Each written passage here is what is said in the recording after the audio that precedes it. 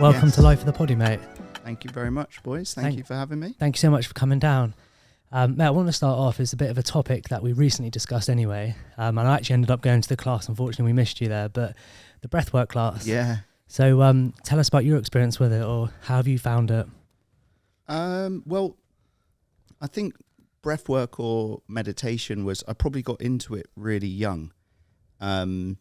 I did a few things I probably shouldn't have done when I was very young. And as a result, when I was 17, I did a kind of drugs rehabilitation program. And I think I was introduced to the concept of meditation from there. Not that I knew it was meditation, but it was kind of using breathing to try and change the feelings that you may have. So if you had a stint of anxiousness, you could breathe to calm yourself down. And then I think through my 20s, I would just be intrigued by it and read a little and practice. And then obviously through the growth of YouTube, suddenly you've got infinite information and classes that you can participate in. So I'd say I've used it over the last, on and off for the last 20 years. And then obviously 2020, we did a lot with Dorset Mind from a fundraising perspective and an awareness perspective. And we had a series of people reach out and try and connect with what their services were. And one was Ellie, who mentioned about coming to try breathwork. And like many things in life, you kind of think, oh, that sounds amazing, but I know it already, if you know what I mean. And I think she had messaged me a couple of months prior, and I was thinking about responding to her. I couldn't remember her Instagram handle, and I was walking my dog on the beach trying to think of it, and I bumped into her.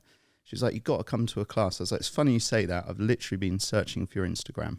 And I went to her class, I think, that day or a few days later, and everything I had ever done about breathwork was suddenly so insignificant. And this was just such an empowering experience. And I really resonated with it, and I got a lot from it. And it was a time where, for me personally, things were very tough. And I'd say that was up there with probably the top 5 things I did that helped kind of turn my situation around. And I think now I've been going for about a year and a half, just once a month. That's enough for me.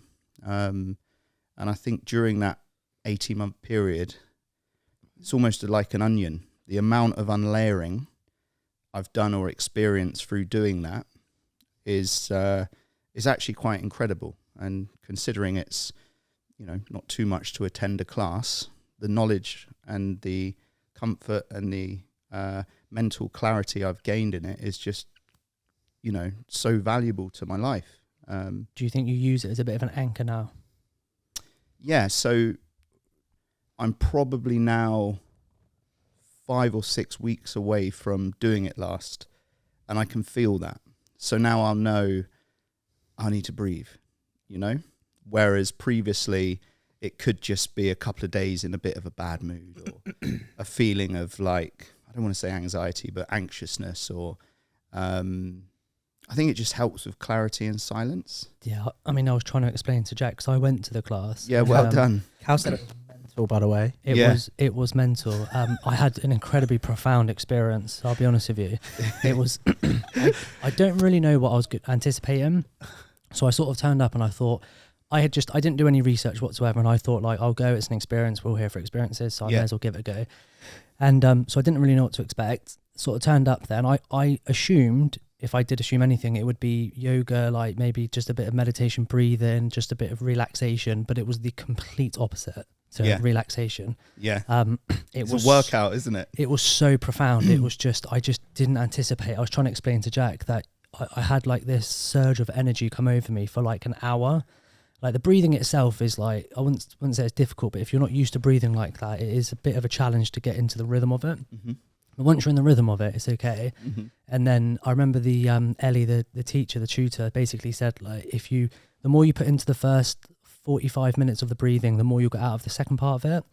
And from when we were younger and whatnot, I've always wanted to explore how far you can go with certain things, whatever we've done. So I was really going for it, and I was getting to the point where the energy was just taking over my whole body. Like it's such a hard feeling to explain. I felt this like vibration and energy just take over my body for like 35, 40 minutes. And then she drops, you've been there, but she drops the question at the end and just basically asks like, who are you as a person? And big question. It's a massive question in the majority of circumstances, but in that circumstance, it's like where you have a crystal clear mind, everything's so clear, you're not thinking about anything else apart from, you know, your spirit or your purity. So I was just sat there thinking like, who am I as a person?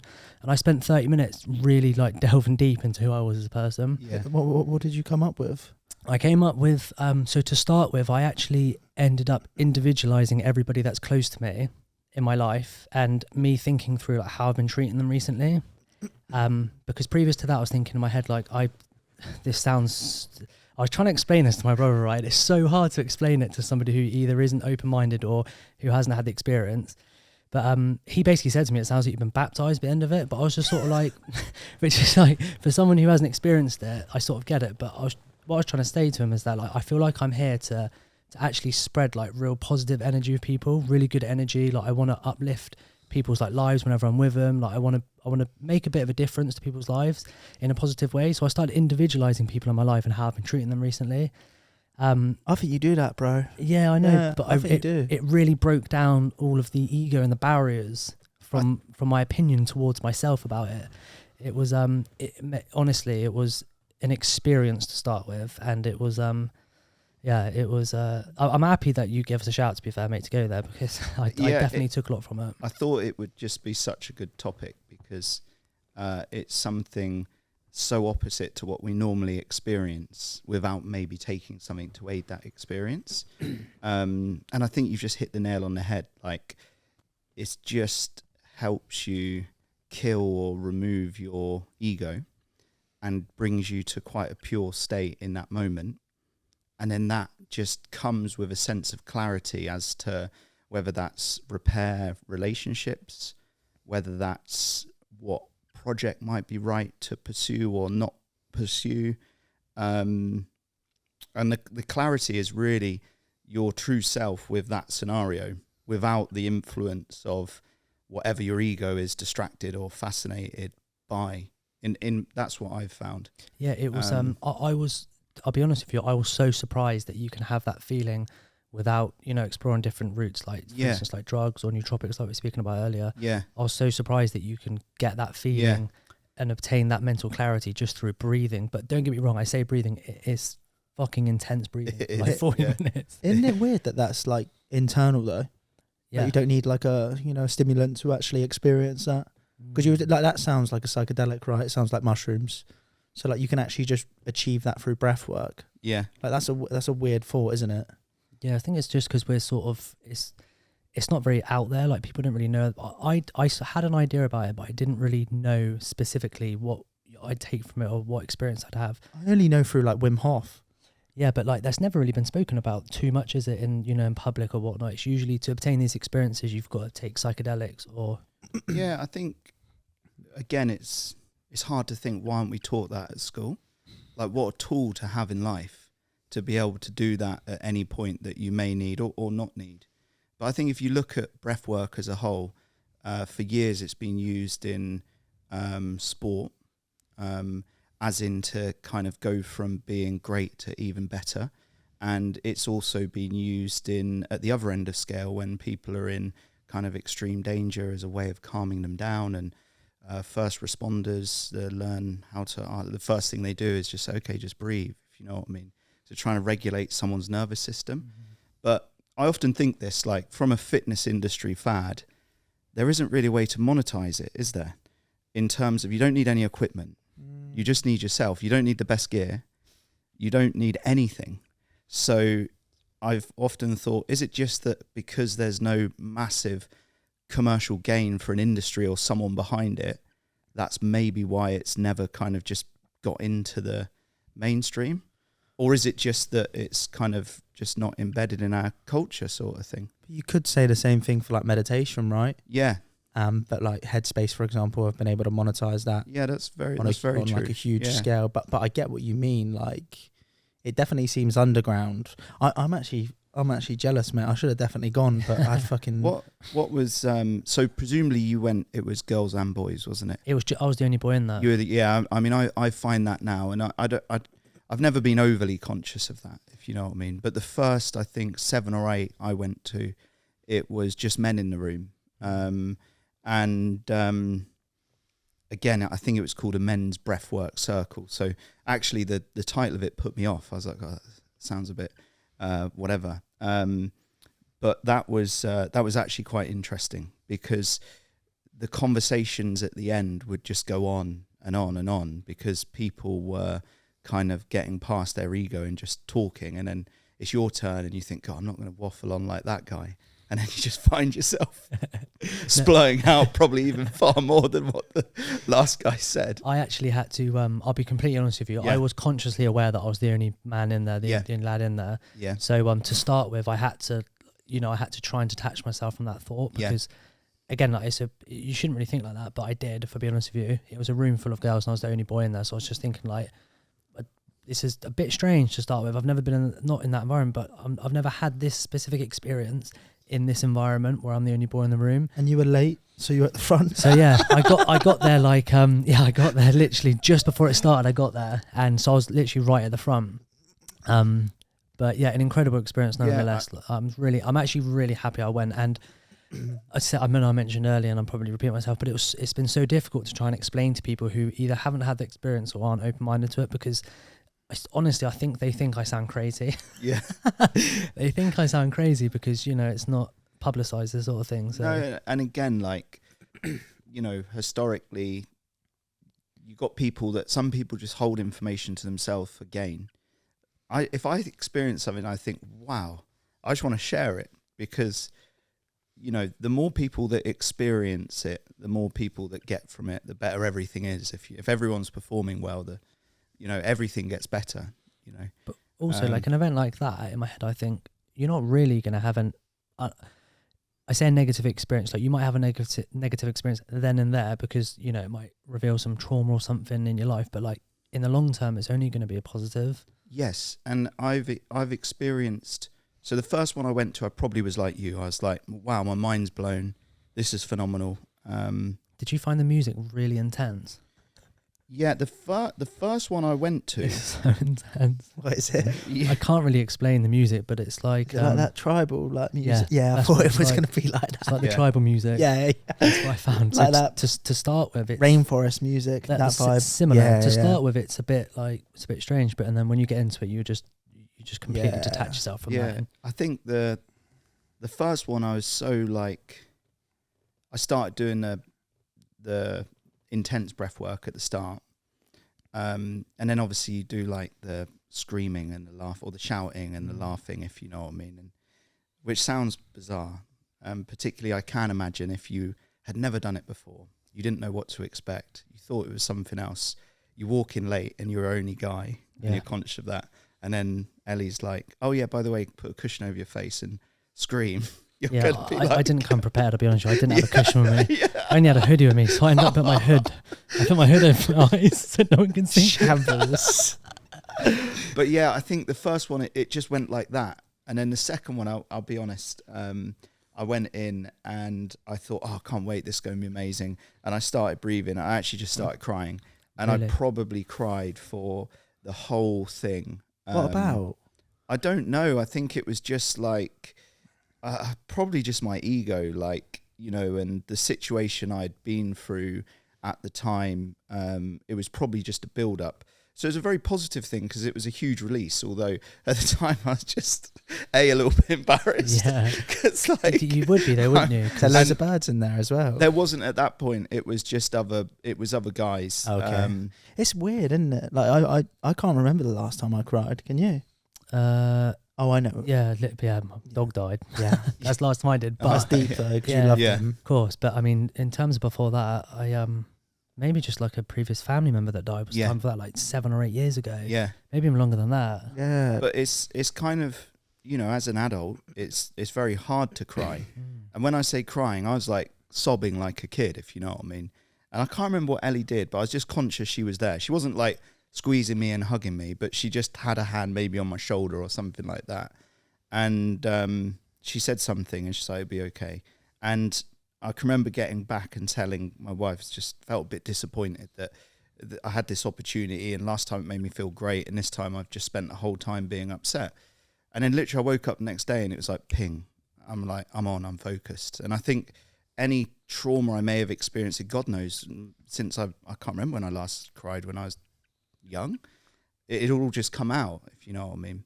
And then the next 4 sessions I'd come out of it and I'd get my phone out and I'd just frantically write things down. So I'd just have these clear instructions as to what to do.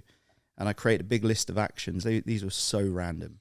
Like some of them was tell someone from 10 years ago something, you know? And I just did all those things. And then it got to the point where there was no longer a list. It was just slightly more profound each time and slightly more kind of, I guess, you feel you develop and get stronger. Like you would train at a gym, like you're training a muscle. Your mind just gets better. And by better, I mean quicker, sharper, and more resilient. So if somebody does something that may wind you up, you just get less wound up. You get a better perspective on situations. You're aware what your triggers would be that would wind you up or could make you feel bad and those sorts of things. So, yeah, I think, and no doubt, you know, life, you go through trauma again and no doubt have a time in there when I'd be upset. But more often than not, it feels a bit more like gym work now for training your mind sort of thing. I rate it. It sounds sick. It just kind of seems like counselling. Like there's like Yeah, quite a strong parallel with like what you were doing. Yeah, it's sort of working through that trauma. Yeah, and I guess it's on your own. So it's like, and you get out what you put in. So that first 40-minute, you know, you can cheat that if you want. You can just lie there and be like, or you can go at it and be like, come on, one more set. And like the energy at the end of the room, she'll be like, one more round. And you're like, because you know when the relaxation hits. Yeah. I mean, I in the relaxation thing, she said, just breathe however you want. I try and continue a bit more of a meditative, like maybe breathe in for kind of 6, 7, 8, 9, and then breathe out for more and continue in that thing. Sometimes it feels like you're flying around the room, if you know what I mean. For sure, yeah. I mean, I can't believe that breathing like that can give you that experience. Yeah. When's the next session? You got to come. Yeah, I'm in. You got to come. In 3 weeks' time, I think. Yeah, all right, I'm down. 3 or Let's 4 go. weeks' time. And I think everyone I've told it to just keeps coming. So it's like, you know, it's got a good return rate of people. Yeah, mate. It sounds intense as hell, though. It is, yeah. The thing is, it's like I could potentially kind of try and organise a guys one, and maybe guys will feel more comfortable coming to that because there's so many people that keep saying to me, "I've got to come to that. You know, I need to come to it." But obviously, at the moment, it fills up quite quickly because it's also very popular with girls. Yeah. And they're organised, they buy tickets, they plan. Whereas we're like, oh shit, it's next hard. Just turn up. Just turn up. Yeah. Turn up late. Yeah. But bro, obviously I'm interested, you know, that's Yeah. quite a big part of where you've got to now. But what were you like sort of growing up? Where did you grow up when you were younger? I grew up in a place called Frome in Somerset. So now Frome's kind of become very Shoreditch-esque. Lots of people have moved there from London. The council have been, I'll say brilliant, because I'm all about kind of economic development and social development. Lots of people I went to school with hate it because obviously from their side, they're now struggling to get on the property ladder because things are going more towards London prices and everything like that. But in hindsight, it was a brilliant place to grow up. It definitely didn't have the kind of wealth that Bournemouth had in any way whatsoever.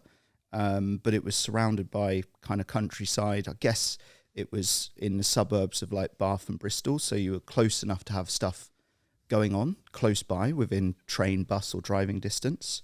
But also it was small enough to kind of, everyone. And very rarely do new people come and very rarely do people leave as well. But it seems to be a real kind of place of creative activity. I've got so many friends from school who have gone on to do just absolutely incredible things. And anywhere I go in the world, people tend to be like, oh, yeah, I know it in some way or somehow. I think I was very lucky to to grow up there. What were you like as a kid, though? As a kid, as in what, like kid, like Just sub 10? Personality-wise, what were you like growing up? I think as a young kid, I was probably a very good kid. I was always very curious about stuff. I was always a little bit naughty, but I kind of knew where the line was through kind of respecting my parents and everything like that. But I was always bizarrely fascinated with the transaction of money, shops, music, creativity.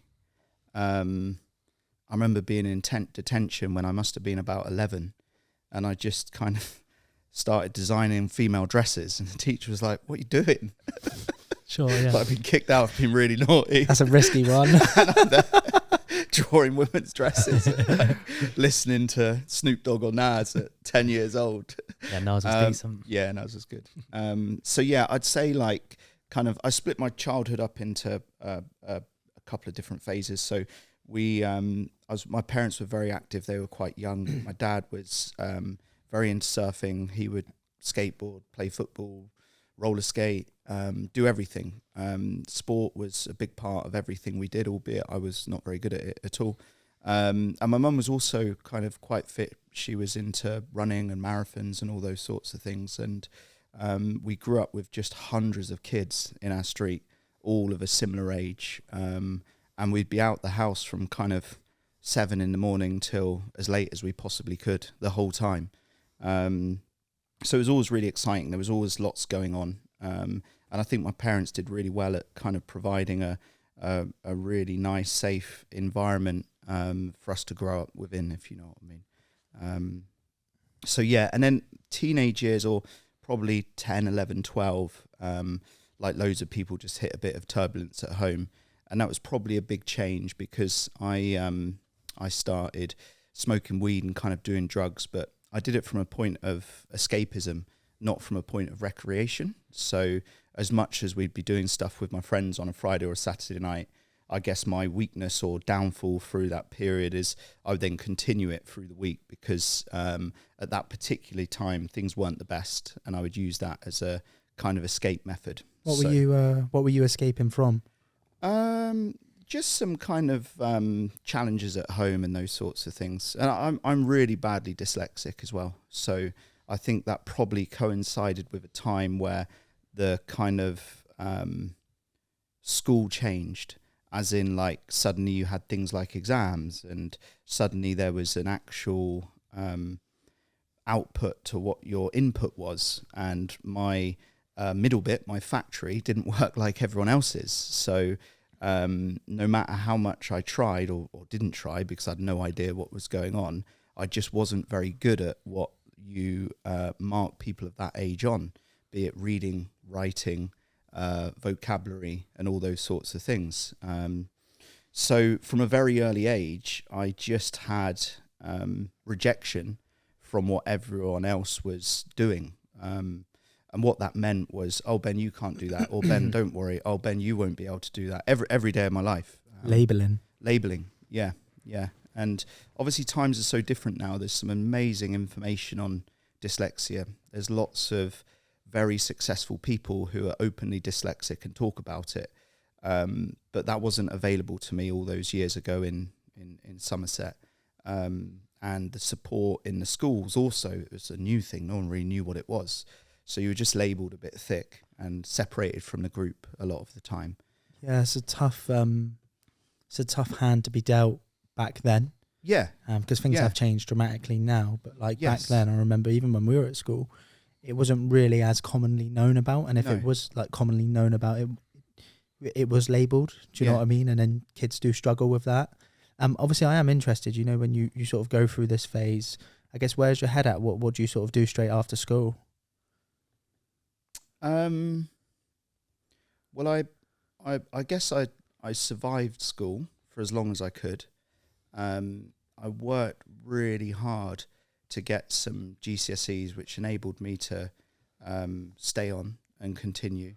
I remember one of the big motivators from that was actually someone that was teaching me English, who was just like, I don't know if he did it deliberately, but he was like, what are you doing? Just don't even turn up. Just don't even come to school. Like, you're useless. And I just remember that brought out, I guess, beast mode, if you know what I mean. So I wasn't like, oh my God, that's so hurtful. I was like, fuck you. And it's rude, innit? Like, as a teacher to be saying like, you're useless. Yeah. You know what I mean? And it's cold. And if he was doing it as a tactic to spur you on, then it's a bit of a weird tactic to use. I don't, looking back, I mean, this guy had a physical fight with one of my friends, so I don't. What, as teacher? Yeah. Right. I don't think it was tactful. I think it was just how he was as a person.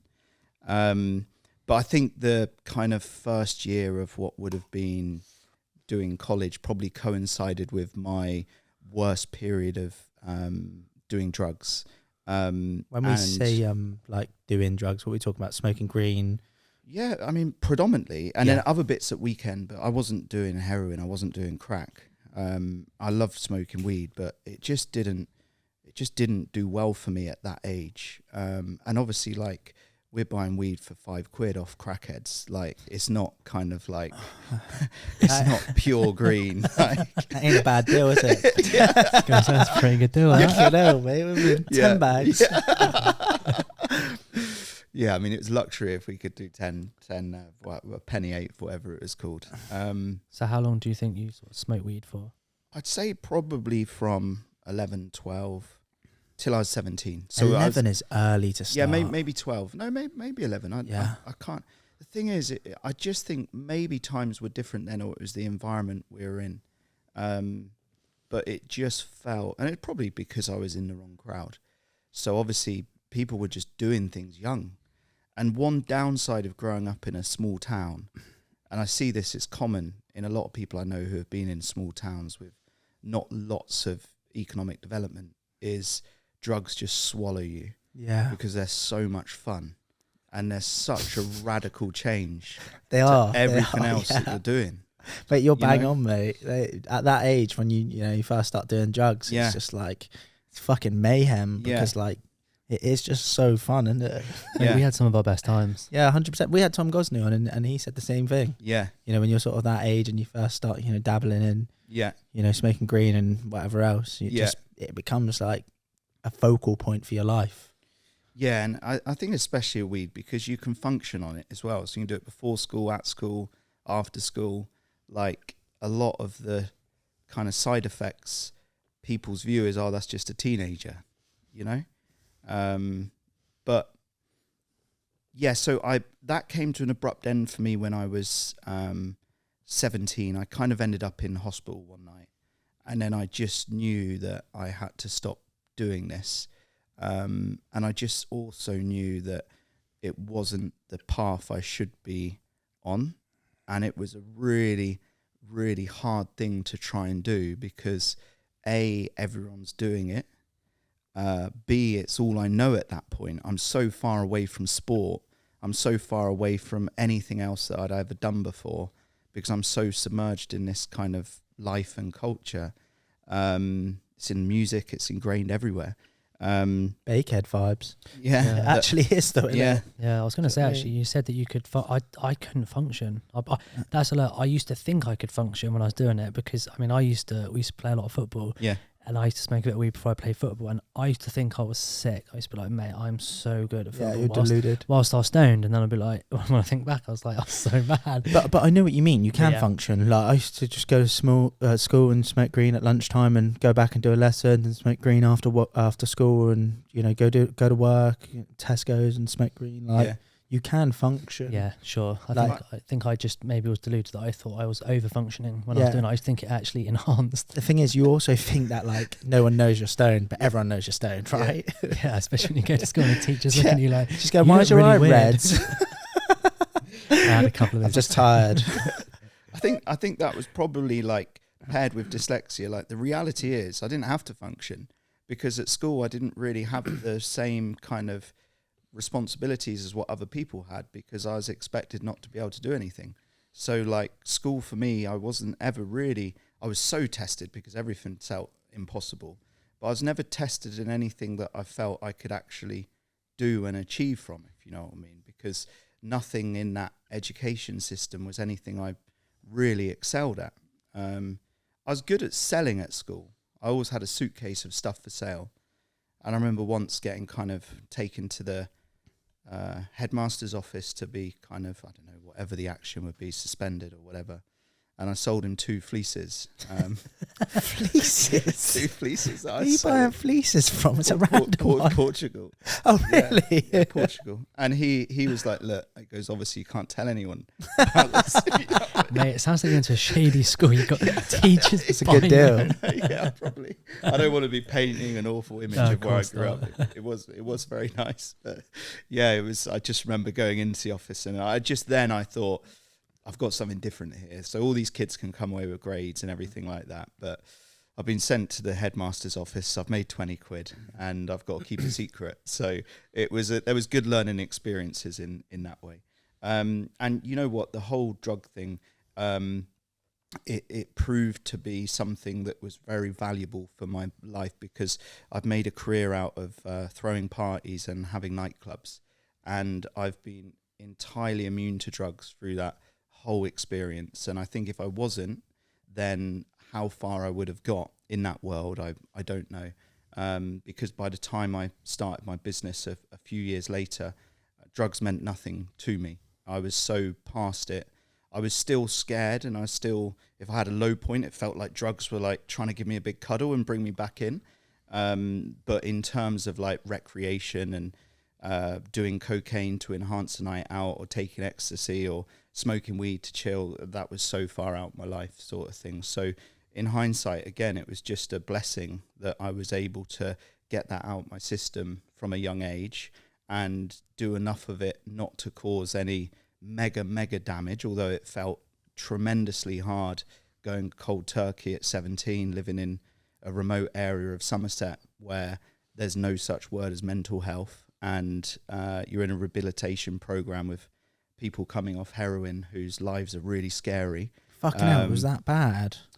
Yeah, I mean, it was just because I ended up in hospital under 18, so you had to then go through a series of kind of meetings and procedures, and I just think the person that I got paired up with was just really shit at his job, if you know what I mean. Smoking a bit of green. I remember fucking paired up with a Heza addict.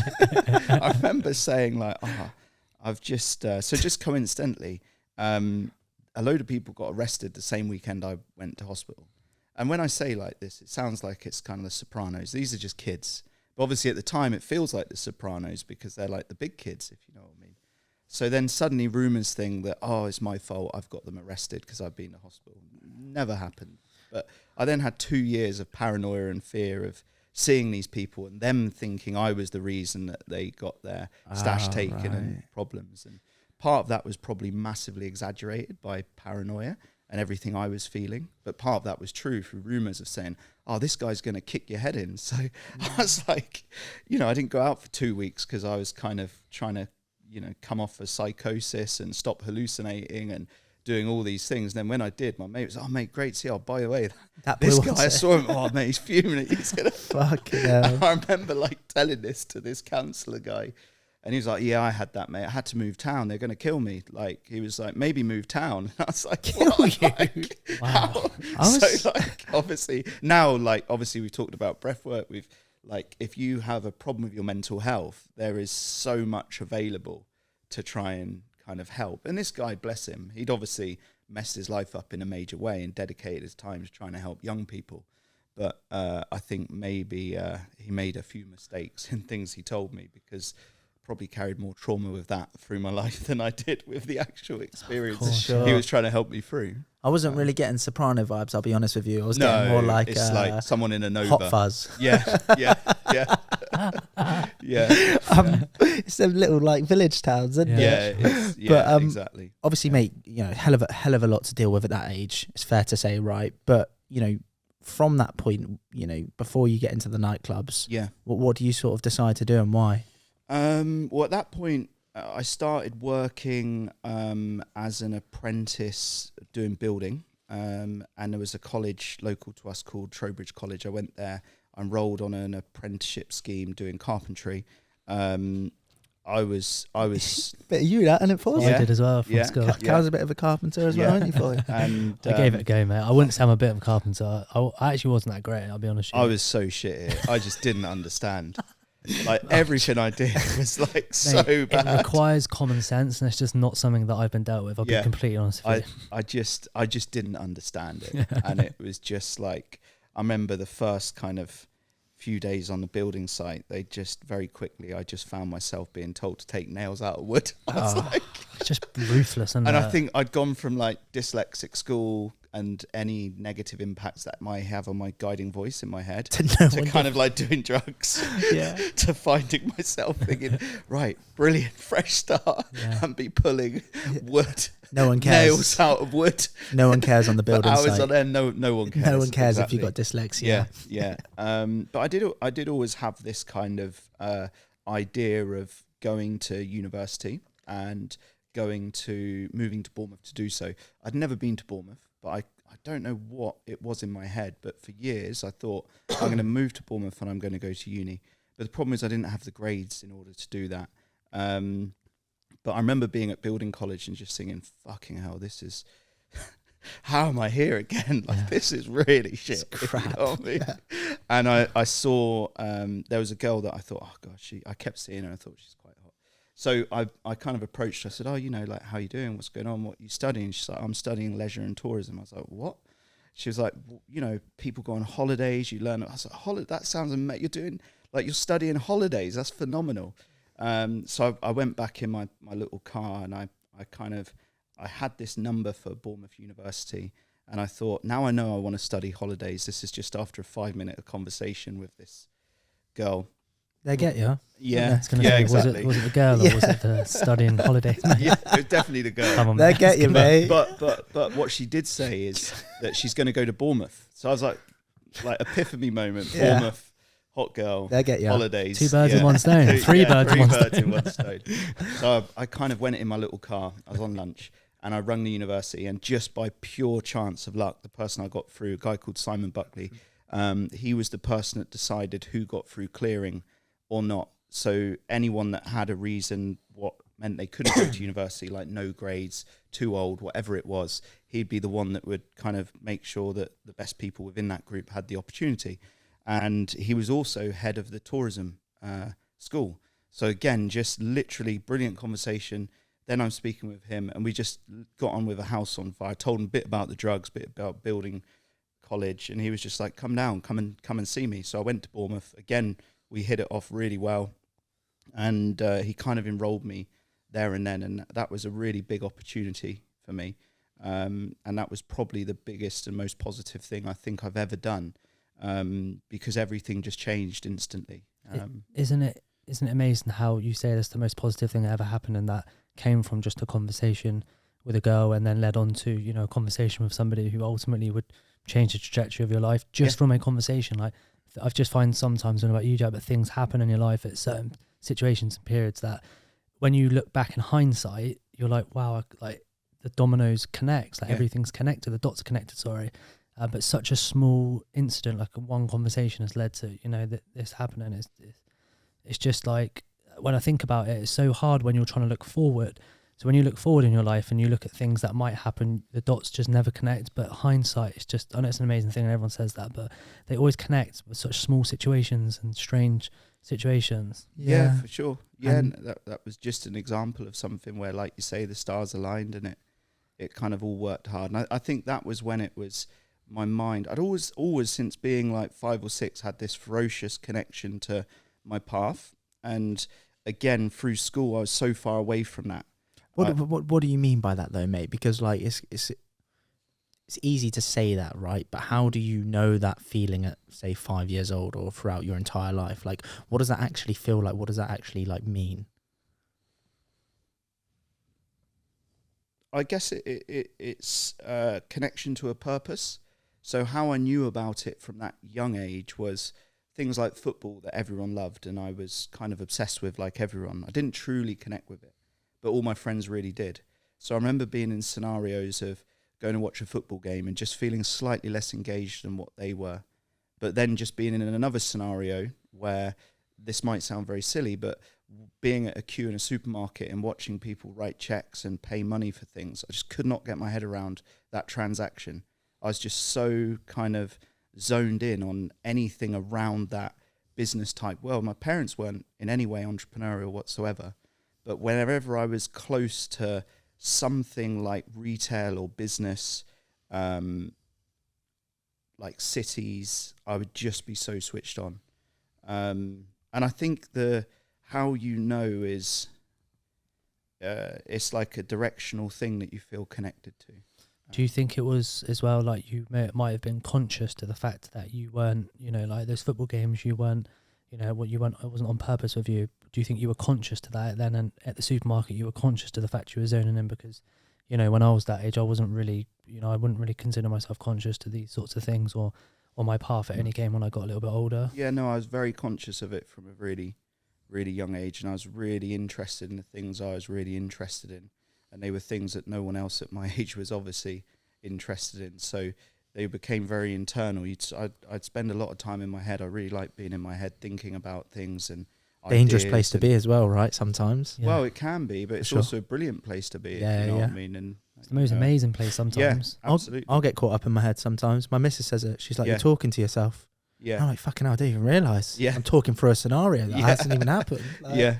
But I get exactly what you mean. So anyway, you come down to Bournemouth. Yeah. Things change quite drastically for you. Yes. How does it sort of pan out at university? And I guess how do things pan out in terms of like your personal development as well? Personal development was probably the biggest one because it was one unit we had at university, and again it was a unit that everyone bunked off and everyone hated, and I loved. I just couldn't get enough of it.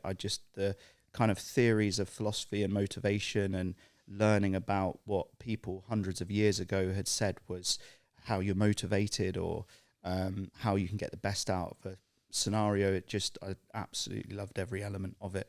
I think I'd physically changed a lot. I was very small at school. And one of the things that helped me get out of the kind of drug mess was going to the gym. And when I went to uni, I was like the same height as I am now. When I left school, I was probably one of the smallest kids in school. So tough play that. Yeah. Jackson dealt the old all right, boy. That was the joke. Yeah. I gotta get in there. Gotta get the small dig in there, have you?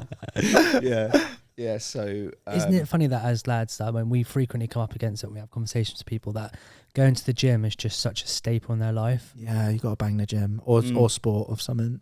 Yeah, it's great focus and it just releases endorphins, doesn't it? And I think we mentioned earlier about the routine element.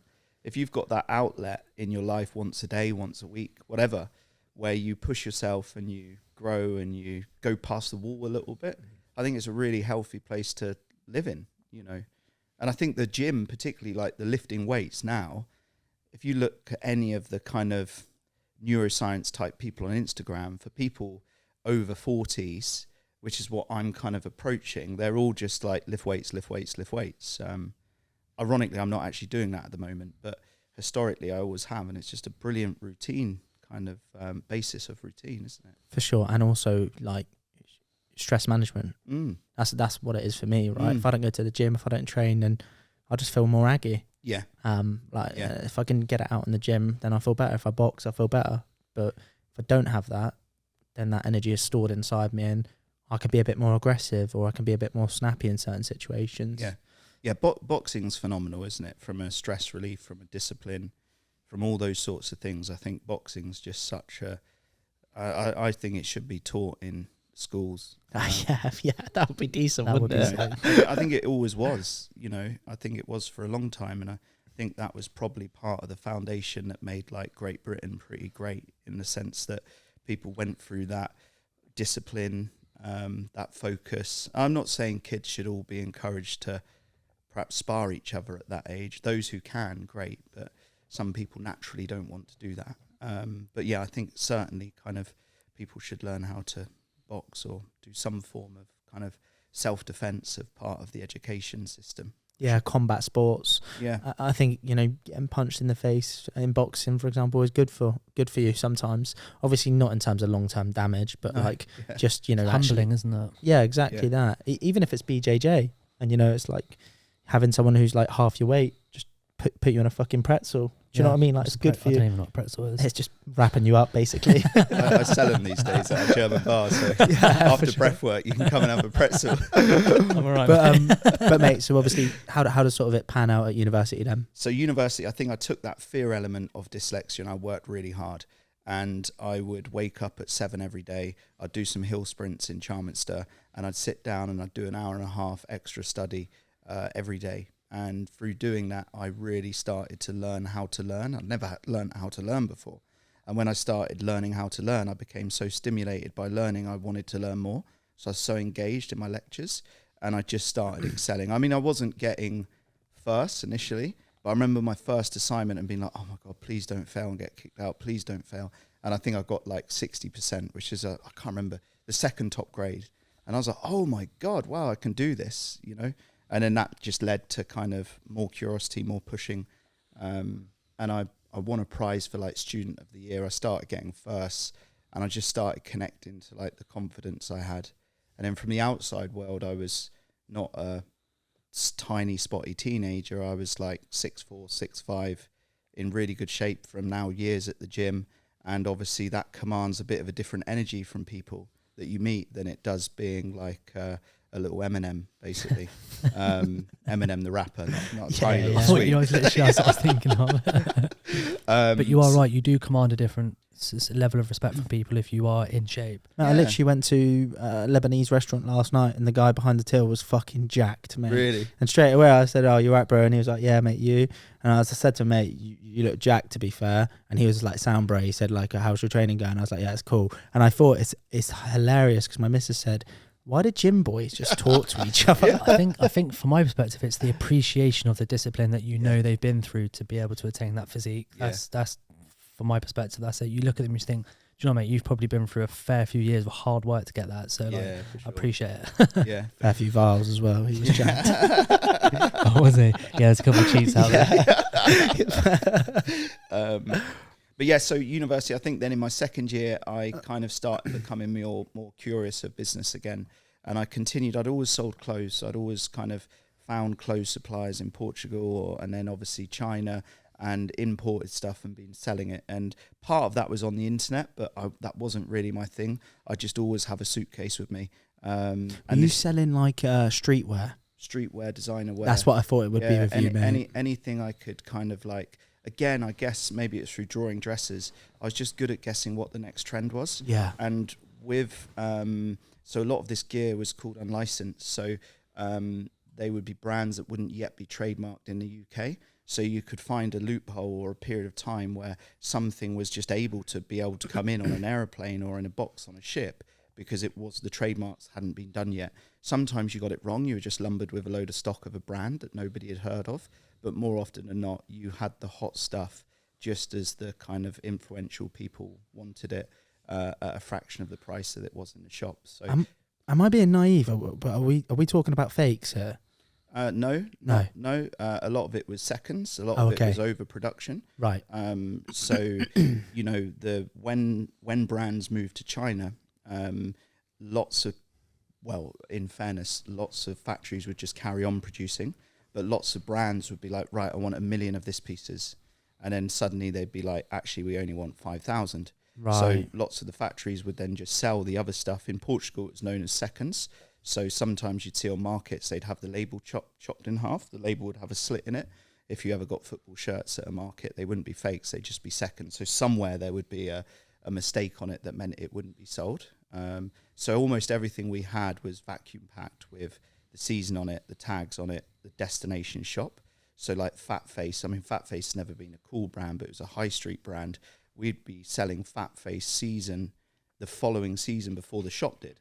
Like the manager of the shop would be like, I've not even seen this, if you know what I mean. That's when my headmaster brought some of those fleeces sort of thing. So I continued doing that through university as a way of like paying my rent and everything like that. And again, from like collecting confidence from a point of difference, I remember kind of one night us all talking and everyone being hyper stressed over this assignment. And I was thinking, God, I've got to do the assignment and somehow magic 400 quid out of nothing tonight to pay my rent tomorrow. And I just remember thinking my hustle or my struggle is a little bit different to a lot of the people I'm around. And I took a lot of confidence from that and a lot of pride from that. And, you know, that kind of put me in a realm where starting a business at uni, which is what I ended up doing, didn't feel like a stress. It felt like the most obvious, plain and simple thing to do, because I thought if you left university and you got a job for, I don't know, 30, 40, 50 grand a year, if you then want to start a business, your risk is 30, 40, 50 grand a year and all the security that comes with that.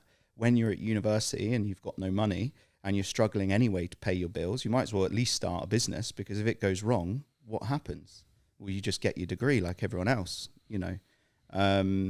So yeah, I think I was able to kind of like put university and the assignments and the exams into a little box and say, this isn't the be all end all of life now.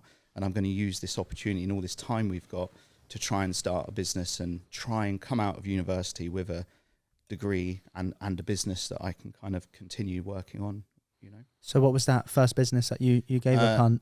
I met a nightclub promoter, and I was very intrigued by him. He's a very charming guy. He had a really fast BMW and was talking about a flat he just bought in London. And he kind of said, look, I do the nightclub promoting. It's very difficult to explain. It's very high pressured. No one will ever get it. And he explained what it was. And it was literally crystal clear in my head of how to do it. I said, oh, that sounds great. He's like, no, it's hell. I said, no, that sounds really, really good. And it just made perfect sense in my head. What made sense to you at that point? I mean, his words were that we create a brand and then we go to a venue and we agree terms with a venue where we will run our party brand every week. And the venue takes the bar money and we take the door money, and we make money like that. So I've always been very mathematical. I was like, God, if you get 1,000 people, £5 a ticket, you made $5,000, if you know what I mean. Obviously, it's not quite as simple as that. And I just I was connecting with people to sell clothing too. So I had a network of people and an influence over that because they were already purchasing things.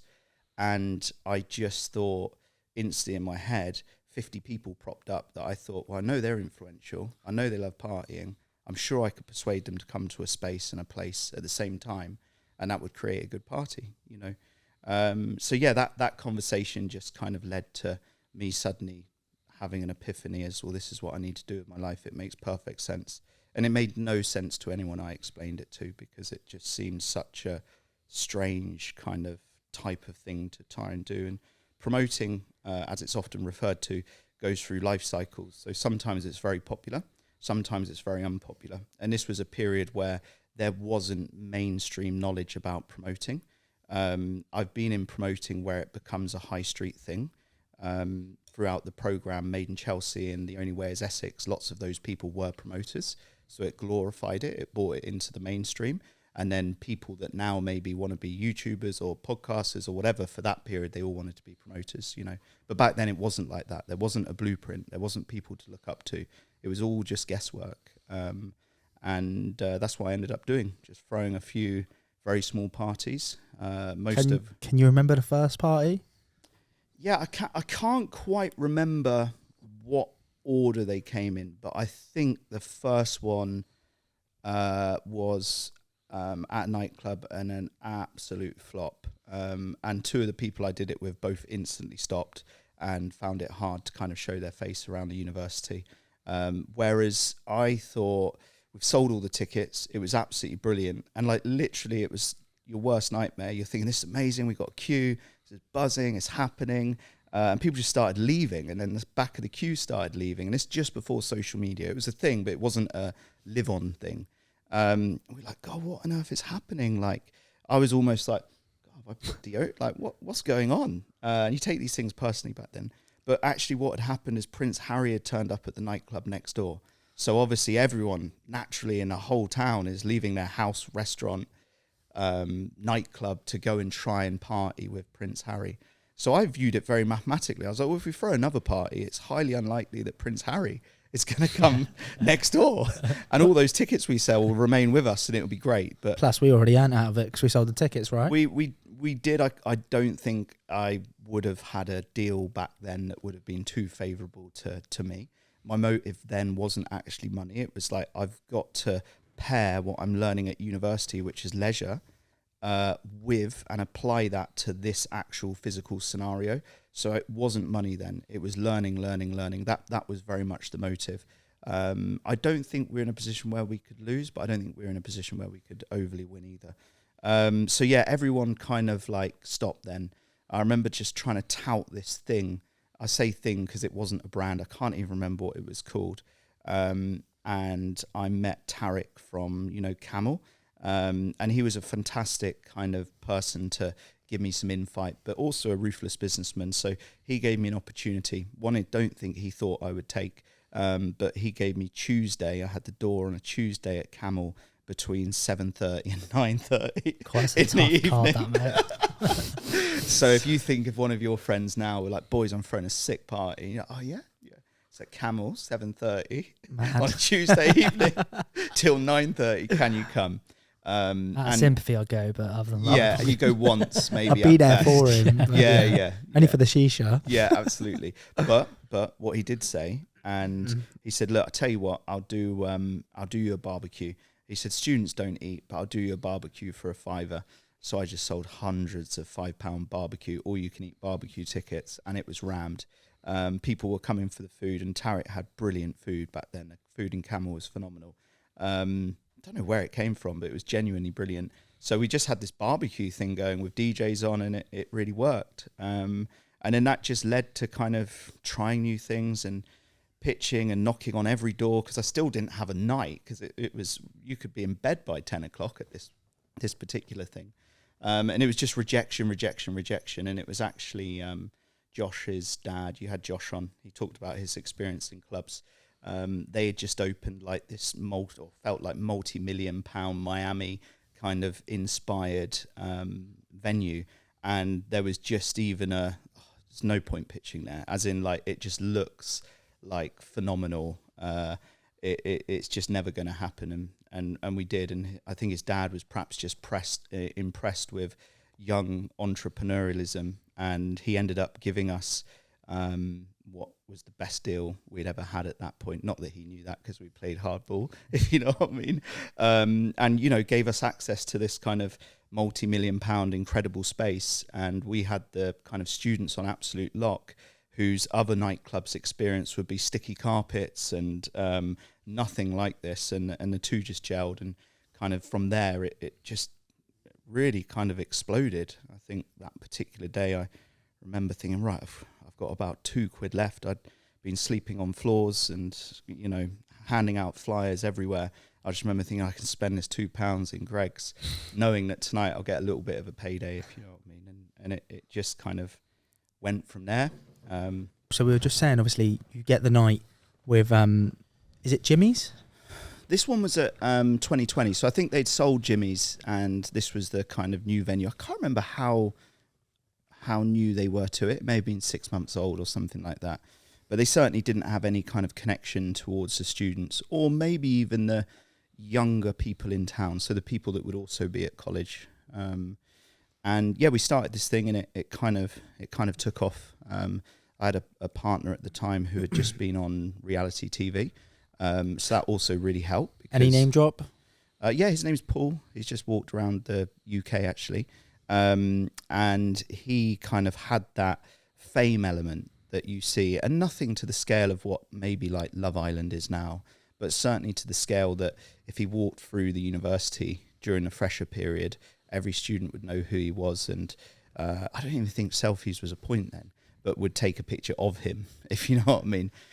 So we had quite a good thing going. We spent a year, I think I was in my second or third year, kind of trying to get it to go, probably really overcomplicating things, but the demand was always there and it was always busy. And by the end of the year, we had a couple of other nights going and quite a good monopoly over that clientele and crowd. Paul then left. He went in a bit of a different direction. And that gave me, again, a decision to think, well, yeah, I definitely want to do this. And I think I had a year left at uni at the time. So I felt quite kind of in a good place. And that kind of allowed me to take and work with a couple of other people. And this is just before the major recession. So everyone was assuming that this business that was functioning to doing well would just stop in the recession. And I thought, well, our biggest obstacle isn't getting people to a place. We seem to be really good at creating hype and creating a brand and managing that brand to build the illusion of it's a cool place to be. Our biggest problem is actually getting venues, because back then nightclubs made lots of money, and a typical nightclub owner was everything you'd expect a nightclub owner to be.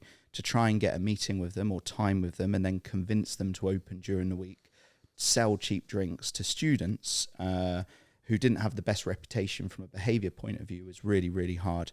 And I thought the news of the recession is absolutely brilliant, because I just pictured these guys often financed up to their eyeballs, suddenly panicking, thinking, shit, we need more money. But more importantly than that, I felt I was really good at marketing and promoting, and I could convince them that they need expert, youthful marketeers to drive their brand through the recession, and give them all the exposure and connection they need for the next generation of their weekend customers.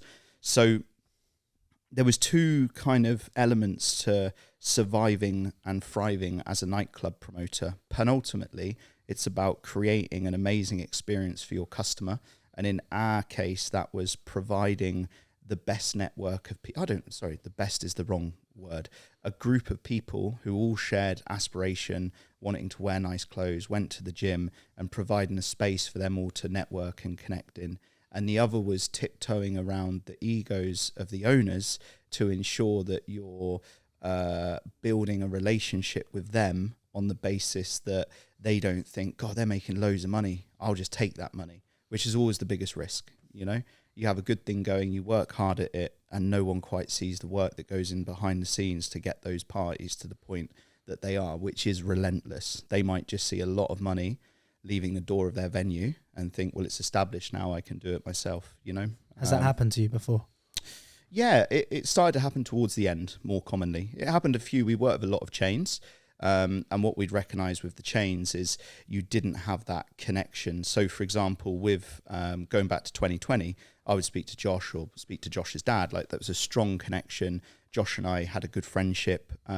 I really looked up to them as a family and everything they'd achieved. So it was, if there was a problem, you speak to Alan, his dad, who makes all the decision, or Josh, who had a major influence on what the decisions were. Obviously, from a chain perspective, when we got into the walkabouts and the big chains, because we created multiple brands. So we had a brand that would serve a purpose of a high-end function, like a venue that they may own.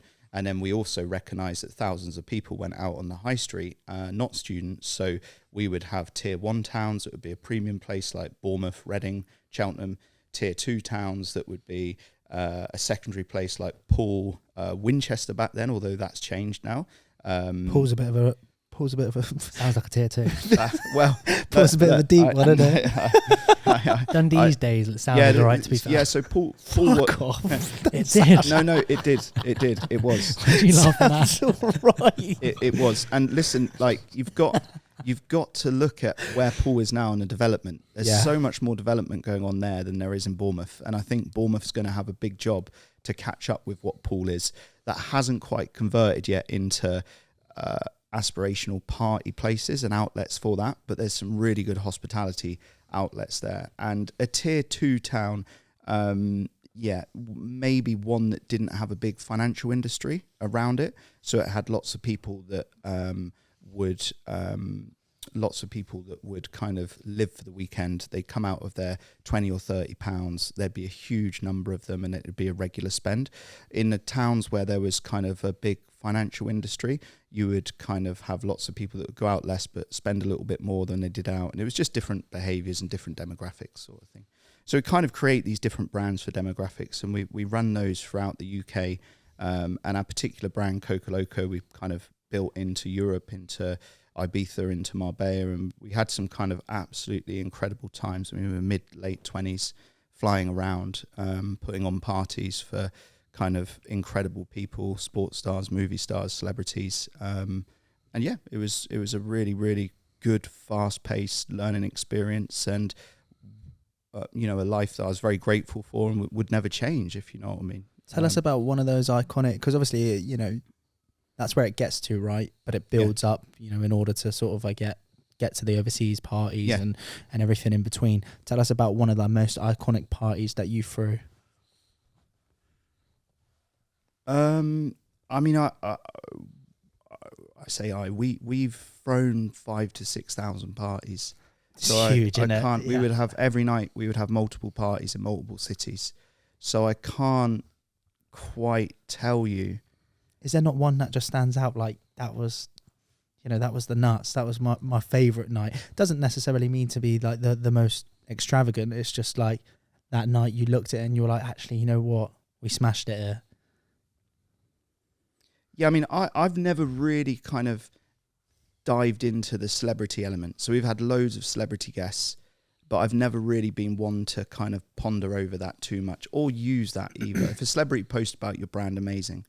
But if you scroll through my Instagram, I'm not hugging a celebrity every 2 minutes because I just found that so cringe, if you know what I mean. And later when we had a club, like the actual success of the club and the relationships we had with the football teams that would buy the tables was because we didn't do that. We never promoted from our own pages who was going to be in the club. And most notably, during that time, Bournemouth had a fantastic kind of climb to Premier League. And any club would get a hint of a player there and it'd be like, oh, Bournemouth are in tonight.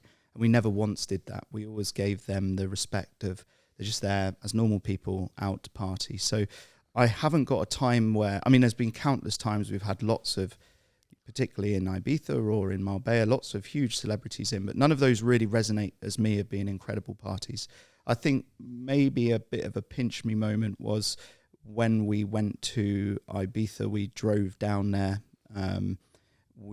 The experience of learning how to do everything out there, landing, posters, flyers, billboards, having a club. And then I think within 3 weeks, we had like 2,000 people in a queue on a night that everybody told us it's going to flop because the club was known as being unpopular at that period of time. And Swedish House Mafia was the biggest Brit-orientated night, and it was on the same night. And I remember one time the promoters from the Swedish House Mafia night drove past our club, and one of them took a picture of the queue. And I'm not suggesting we indented them in any way whatsoever, but there was a reason that one of their promo managers was out looking at what suddenly was happening at this club that had no big DJs and nothing wanted to do, that seemed to be absolutely pumping. So that was quite cool from an internal industry, because that was like the Premier League, or kind of felt like it. And we weren't there with 200 grand DJs or anything. We were there with ourselves, a brand that some people may have heard of or some people may not have, and lots of hard work. So that was pretty cool. But I think the lifestyle in general was, you'd be in a different city most nights, you'd be throwing parties. I mean, probably not the best thing for your ego, because in all these different towns, you're the gatekeeper to people's good times. And when people are kind of, I'd say 21 to 28, they really prioritize that as a major part of their life.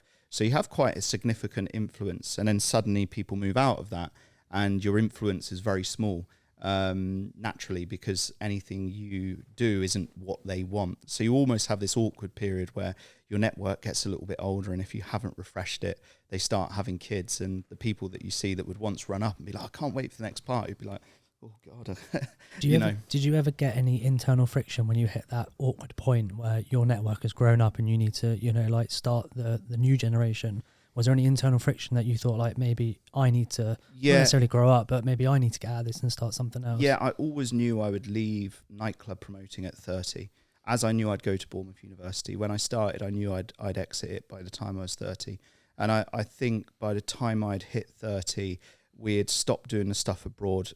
We did an amazing season abroad, then an awful season, because the decisions we made were based on assuming our success and impact was much greater than what it was. They weren't also, I'm not saying they weren't my decisions. I would have done what was right at all. But my intuition to us was saying, let's stay on a Monday. We've done really good. People will know it. But what we didn't know is the whole northern house music scene at the time was erupting. Everything was going from glitz and glam to underground.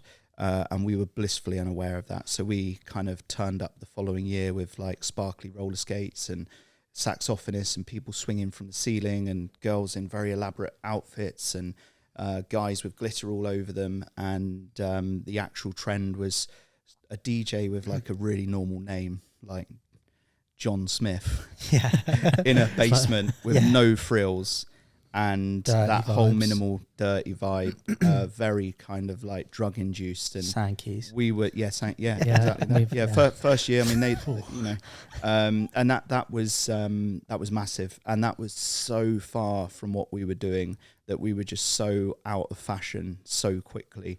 And then very quickly that translated into Bournemouth too, if you know what I mean. These events were happening, selling out in seconds, and we just couldn't get our heads around it. So that was probably the most friction in terms of like the whole industry suddenly changed under our nose, and we didn't see it coming, and we weren't prepared for it. During that transitional period, how old are you at that point?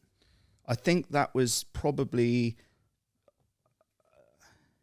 I think I was maybe 28, 29. Okay, so you've had a good run up until that point of building this brand globally, but it's all high end, and then there's just a shift overnight, and things sort of instant. Yeah.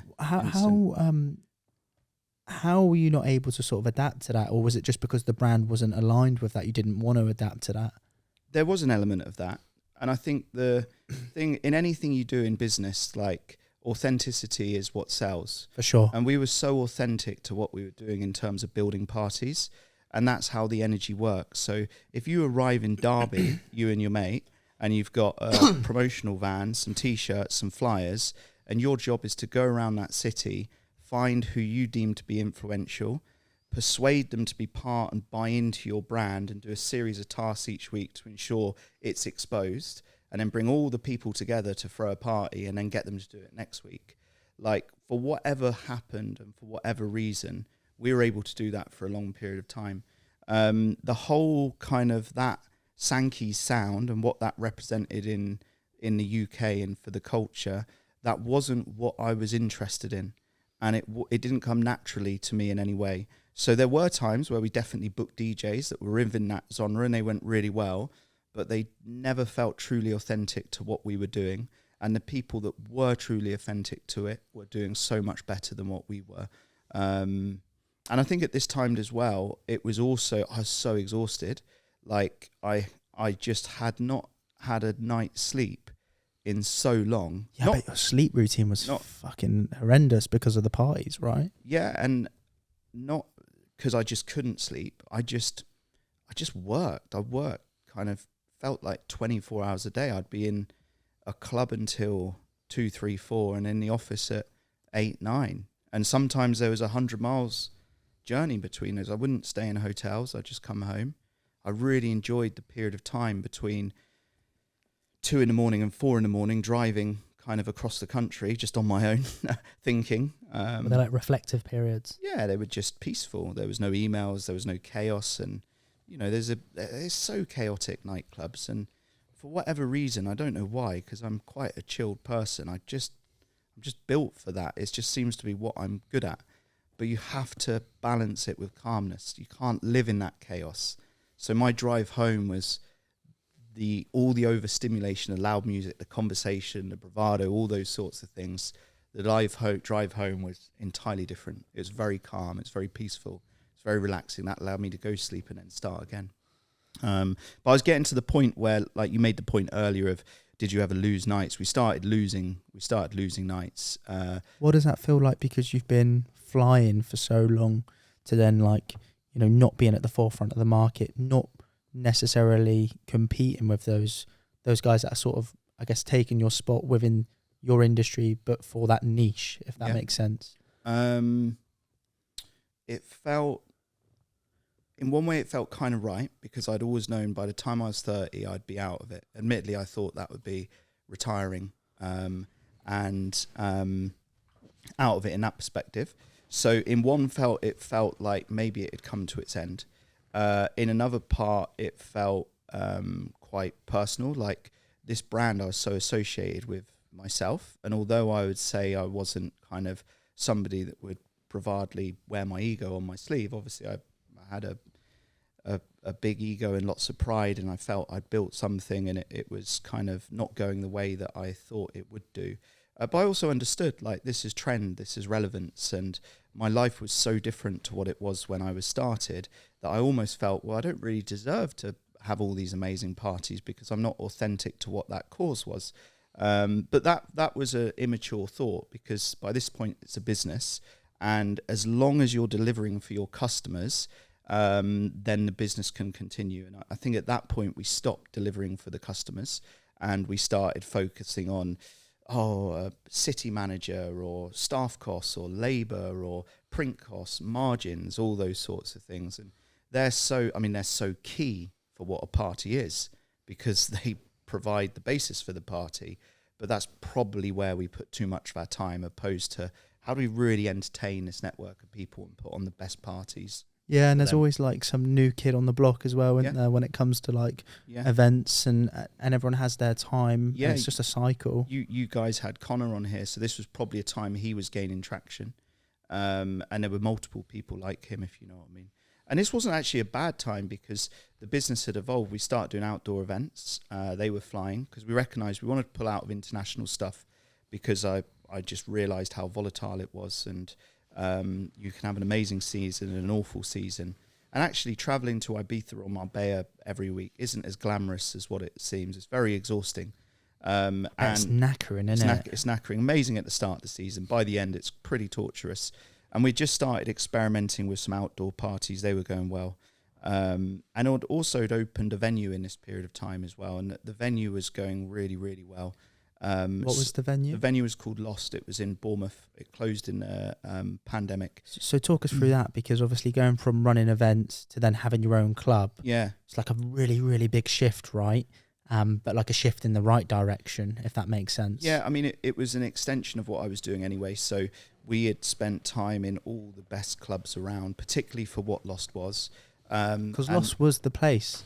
Yeah, 100% in Bournemouth. Yeah, and I think I had been part of independents, chains, clubs abroad, and I'd seen everything to get an idea of what I thought would work. And the physical space of the building lent itself so well to what I thought would work, or what we thought would work. And our idea was there was going to be a humongous shift in the industry, and the way people react with their phones is going to have two effects on the industry. One, the behavior inside. So people are going to become quite phone obsessed and phone led. And I remember explaining to the manager of Barclays that this is built for something called Instagram, and everywhere is a backdrop. And eventually people are just going to be talking into their phones and documenting the night out. But also the social need and for venues will change. So less people will go out because more people can meet the opposite sex or connect with friends, review these smartphones. And there's no evidence of this at the time. It was just an observation of the future that turned out to be true. So were you explaining this to the bank manager in order to get a loan to be able to purchase the club? I think this was just to open the account. It's really hard to open an account for a nightclub. It still is. Oh, okay. It's kind of a bit of a trigger word within anything that is corporate. Because it's just, I don't know why, perhaps dodgy connotation, isn't it? Possibly. Yeah. It's a real stigma. And it's a stigma that anyone involved with has to constantly battle and fight. And there's a positive to that. People are really interested by it. You're often at dinner parties and everyone wants to know about your life. You're like, it's really boring. And the negative is that, people could think that you're perhaps associated in some form of crime or doing something wrong. And it's so different. That's an easy association, though, isn't it? Yeah, maybe one glamorized by Hollywood, but very different in reality. It's like you mentioned The Sopranos; they've all got a club, haven't they? Yeah, they've all got a bar or a club. Yeah, absolutely. And if they really knew how to run them properly, they wouldn't want a bar or a club. So they'd stick to what they're doing. You get the club, and obviously, you talk about sort of the unique concept of it. So talk us through actually sort of producing that, because the club itself, was a unreal club. Yeah, well, it was all of a bit of a gamble. We had our first outdoor event and got our first lease at a similar time. I think there was a 2-week period between the two. And I was just convinced. I'd been in Bali about 10 years previously. And I just remember driving and constantly seeing these big statues on the sides of the road.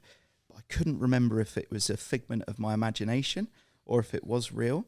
And my mum had actually spent, I think, about £100 on what turned out to be a really beautiful marble bathroom when we were in Bali once. And I remember £100 was a lot of money, and it turned up. She got a phone call 4 months later from Bristol Docks, say, hi, you've got a container here, come and pick it up. So I'd kind of, and I'd been importing previously. So I jumped on a plane, had some architect plans, never seen architect plans before, landed in Bali, went to that road. I had a friend with me who was a builder and very kind of creative guy as well, and went to that road, and lo and behold, there was a shop there, and we bought everything there for Lost Paradise, statues, all these things that at first, when it first opened, 2012 or 13, made it so different to everything else in the market. And that's cool, that's kind of how it just literally, it was, again, one of those luck scenarios where we then spent a week like looking at all the other places that sold it, but it was that one shop that I'd been to, and my mum had got the bathroom stuff from that we went to, and that's kind of where it came from. That must have been an amazing experience to go from like concepts to completion, from flying to Bali, buying all of the physical products, then importing them back and creating an actual space from those products. Yeah, sick. Yeah, and probably still one of my favourite parts of life now is that creation. I just think like what architects do, what interior designers do is just absolutely phenomenal. And I think they shape culture, society, how people behave and everything. And they're massive heroes. And I'd love to be able to, gain some of those skills in order to do more of that concept creation, because I really enjoy it. And I'm working with some really good architects at the moment, and they seem to, whether they're just, bigging up a client, but they seem to, one of which I'm doing more and more work with based on kind of like spatial awareness and ergonomics and function of how people interact with a leisure space. I think that's kind of 90% of the battle. I think that's also like the probably something that's overlooked, right? So like what you're talking about there is like the high level stuff when it comes to event management. A lot of people think, you can get a good DJ, for example, and a good venue. Yeah. But like looking at it from a holistic view and thinking like, if we piece this and this together, it's going to give them that experience is like the best way to look at it. So the Instagram was bubbling at this point. So the idea was, if people want to have content, and it wasn't the word content then, now it's easy to understand what it was, we need to give them the backdrop for content. And then that works for us, because if Instagram's going to be good for marketing and we've got these distinctive features, then when people see those distinctive features in the back of people's profile pictures back then, they'll know it's in Lost. Yeah. And also it was, if less people are going to go out because more people are going to socialize, we've got to deliver superior product. We've got to deliver exceptional experience, and we have to do that to our highest standard in order to survive, because the market's going to shrink. And that was kind of the philosophy of what it was. And when we did that, we did really well. When we diverted away from that, we did really badly. I rate that, mate, and I think that's the best way to look at it. Obviously, mate, you open a club, so talk us through like opening it, because like it must have been a surreal experience. Well, we didn't actually get the license until the day we opened. Typical. And I remember I was in Rome at the time, and I remember just seeing a text message that was maybe suggesting we weren't going to get the license. And what we could do if we didn't get the license was trade it as a restaurant, because that's what that space already was. And I just remember messaging back saying, well, looks like we'll have to somehow create the best restaurant going. And, I was half panicked, half thinking I was going to quickly have to learn how to be a restaurateur. But to be honest, the person I did that with, he is really, really good at gaining licenses. And I've learned a lot from him on the approach to kind of authorities. He wasn't from a nightclub background. He was from a corporate background. So he spoke the language of the police and the local authorities, and he did a really good job of selling what the vision was going to be, which unfortunately probably wasn't what it ended up being. What did it end up being? Well, it ended up very quickly. The club element really took off. The restaurant element was actually really busy, but I remember the police once coming in at kind of 2:00 on a Tuesday afternoon and being like, there's 50 people in here. there was 2,000 people here on Saturday night. You've mugged us off, and it all getting really heated, and then threatening at that point to kind of stop us trading. But we were able to work it out through kind of a diplomatic approach. And I think part of surviving, again, it's probably the same for any business, but particularly in nightclubs and parties, is really understanding the need of your stakeholders and the local community, not just your customers, the people that live in the environments around where your venues are, and the local authorities, environmental health, police, fire. You just have to be able to deliver for them really well, because nobody wants to be getting a call at 1 a.m, dragged out of bed, away from their family, into the cold, to review a hectic situation taking place in a space that they told their bosses not to give a license to because this would happen. So we've always treated those guys with the utmost respect and worked with them, and then really tried to deliver upon the principles that we agreed we would do in order to establish those relationships. And I think that seems a more common approach now, but the generation of club owners before us, it didn't seem like all of them were like that. It was like, cool, sue us, we'll sue you, we'll get a license. So yeah, we certainly turned some heads within the council and the authorities through having that approach, and it's something we continue to today. It makes sense to have those guys on your side, but it also, from the business owner perspective, seems like they're a bit of a nuisance. And that's just from what I guess we've heard on the podcast through a couple of people, but like, you'd rather work with them than against them, right? Yeah, and I think you also have to be really honest about why they may be being a nuisance. And let's not use the word nuisance, because if any of them listen to this, which maybe some of them will, I don't want anyone to be offended or cause friction, but we've certainly had pressure from them in the past. But the reason for that pressure was because things were happening that were against our licensing conditions, which is our commitment to running a safe space in a town. So yeah, they can definitely be very challenging, but you've got to look in the mirror and say, check yourself before you wreck yourself. What are you contributing to this problem? And our relationship with licensing, I'd say, is positive, and it stems from an absolute disastrous situation. So it wasn't a situation. The situation caused lots of friction, lots of pressure. It's easy for me, being sleep deprived and it costing a lot of money, to say they're being a nuisance. But the reality was they attended a situation that shouldn't have happened and did happen. But how we dealt with that allowed us to kind of build better relationships, put better policies and procedures in place, and move forward. So it's kind of picking your approach as much as it is. Can you tell us about that situation? Yeah. I mean, it was just a New Year's Eve, a fight erupted, and a fight erupted, and a fight erupted, and it just turned into a menacing situation. And the people involved that were working on our behalf from security, it looked like what they did was definitely within self-defense, but in accordance to the law, there were things they could have done that were different, but I think the police attended, and it was like carnage, like 50, 60 people fighting outside of a venue. Royal Rumble vibes. Yeah. And we had just lost our senior management team as well. So the managers we had in, who dealt with the situation phenomenally and were later kind of credited by the police, they had never experienced anything like that, and probably never will either. So yeah, we were instantly within the spotlight. But again, we were like, let's get through this, but let's come out smelling of roses and take it as an opportunity to prove what we can do and ensure that something like this never happens again, And I guess that's the downside of this industry. You can create these things, but it is an environment fueled around alcohol. And with this particular concept, table spends were a big part of it. So everybody's got their egos out as well. So then you play music that kind of accelerates all of those feelings. Lots of testosterone, lots of ego.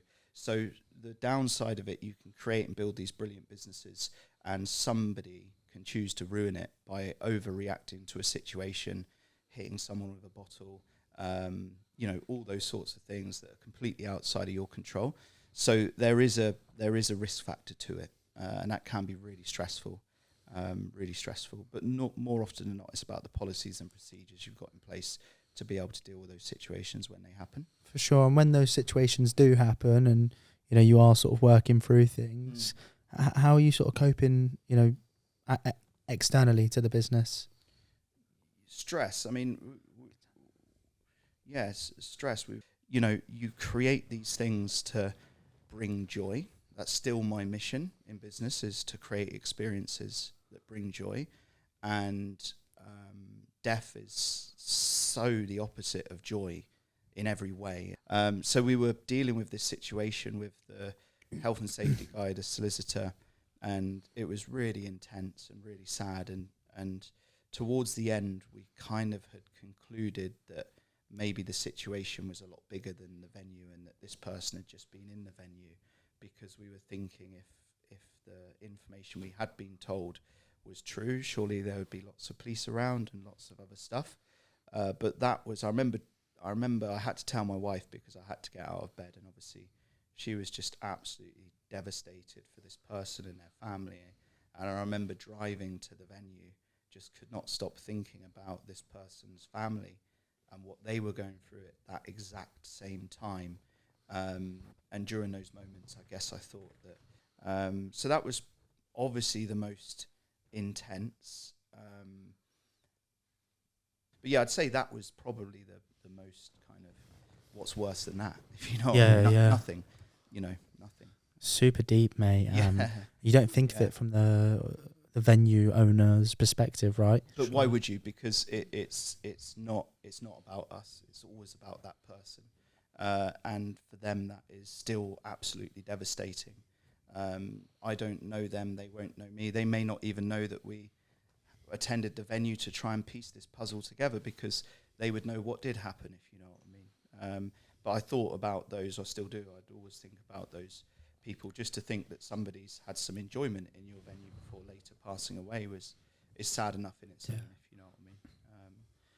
But yeah, so it's and I think that's to any leisure space. It's not just nightclubs. Any space that you've got, there's always the risk that something can happen, sort of thing. Yeah, for sure. And also, like you said, it's everything that happened externally outside of the event which led to that event, right? Yeah. So like, there's always more to the fucking. Yeah, and I don't know any of that. Yeah. Because all the information that we got through the solicitor was that from the police, that nothing from the venue is needed in their investigation. For sure. Whatever. So that's all we know. I don't know what happened before or after or anything like that. No, that makes sense, and it's one of the things that comes with, I guess, hospitality and leisure to a certain degree. Yeah, lots of people, lots of footfall. Obviously, more footfall, more chances of things happening, if you know what I mean. But yeah, so it's but on the whole, the experience of kind of creating these brands and putting them to market and having people mostly come and really enjoy them is a really positive, fun thing to be part of.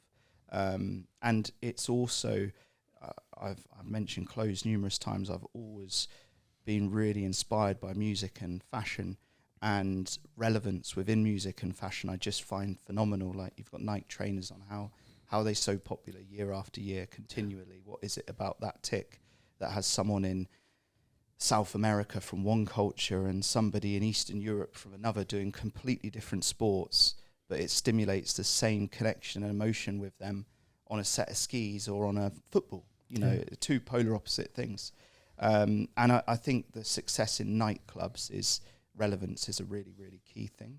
They can be very trendy and very untrendy as quick. So your work is to ensure that they are popular and stable and consistent, so you can pay all your bills and try your best in order to try and generate some profit.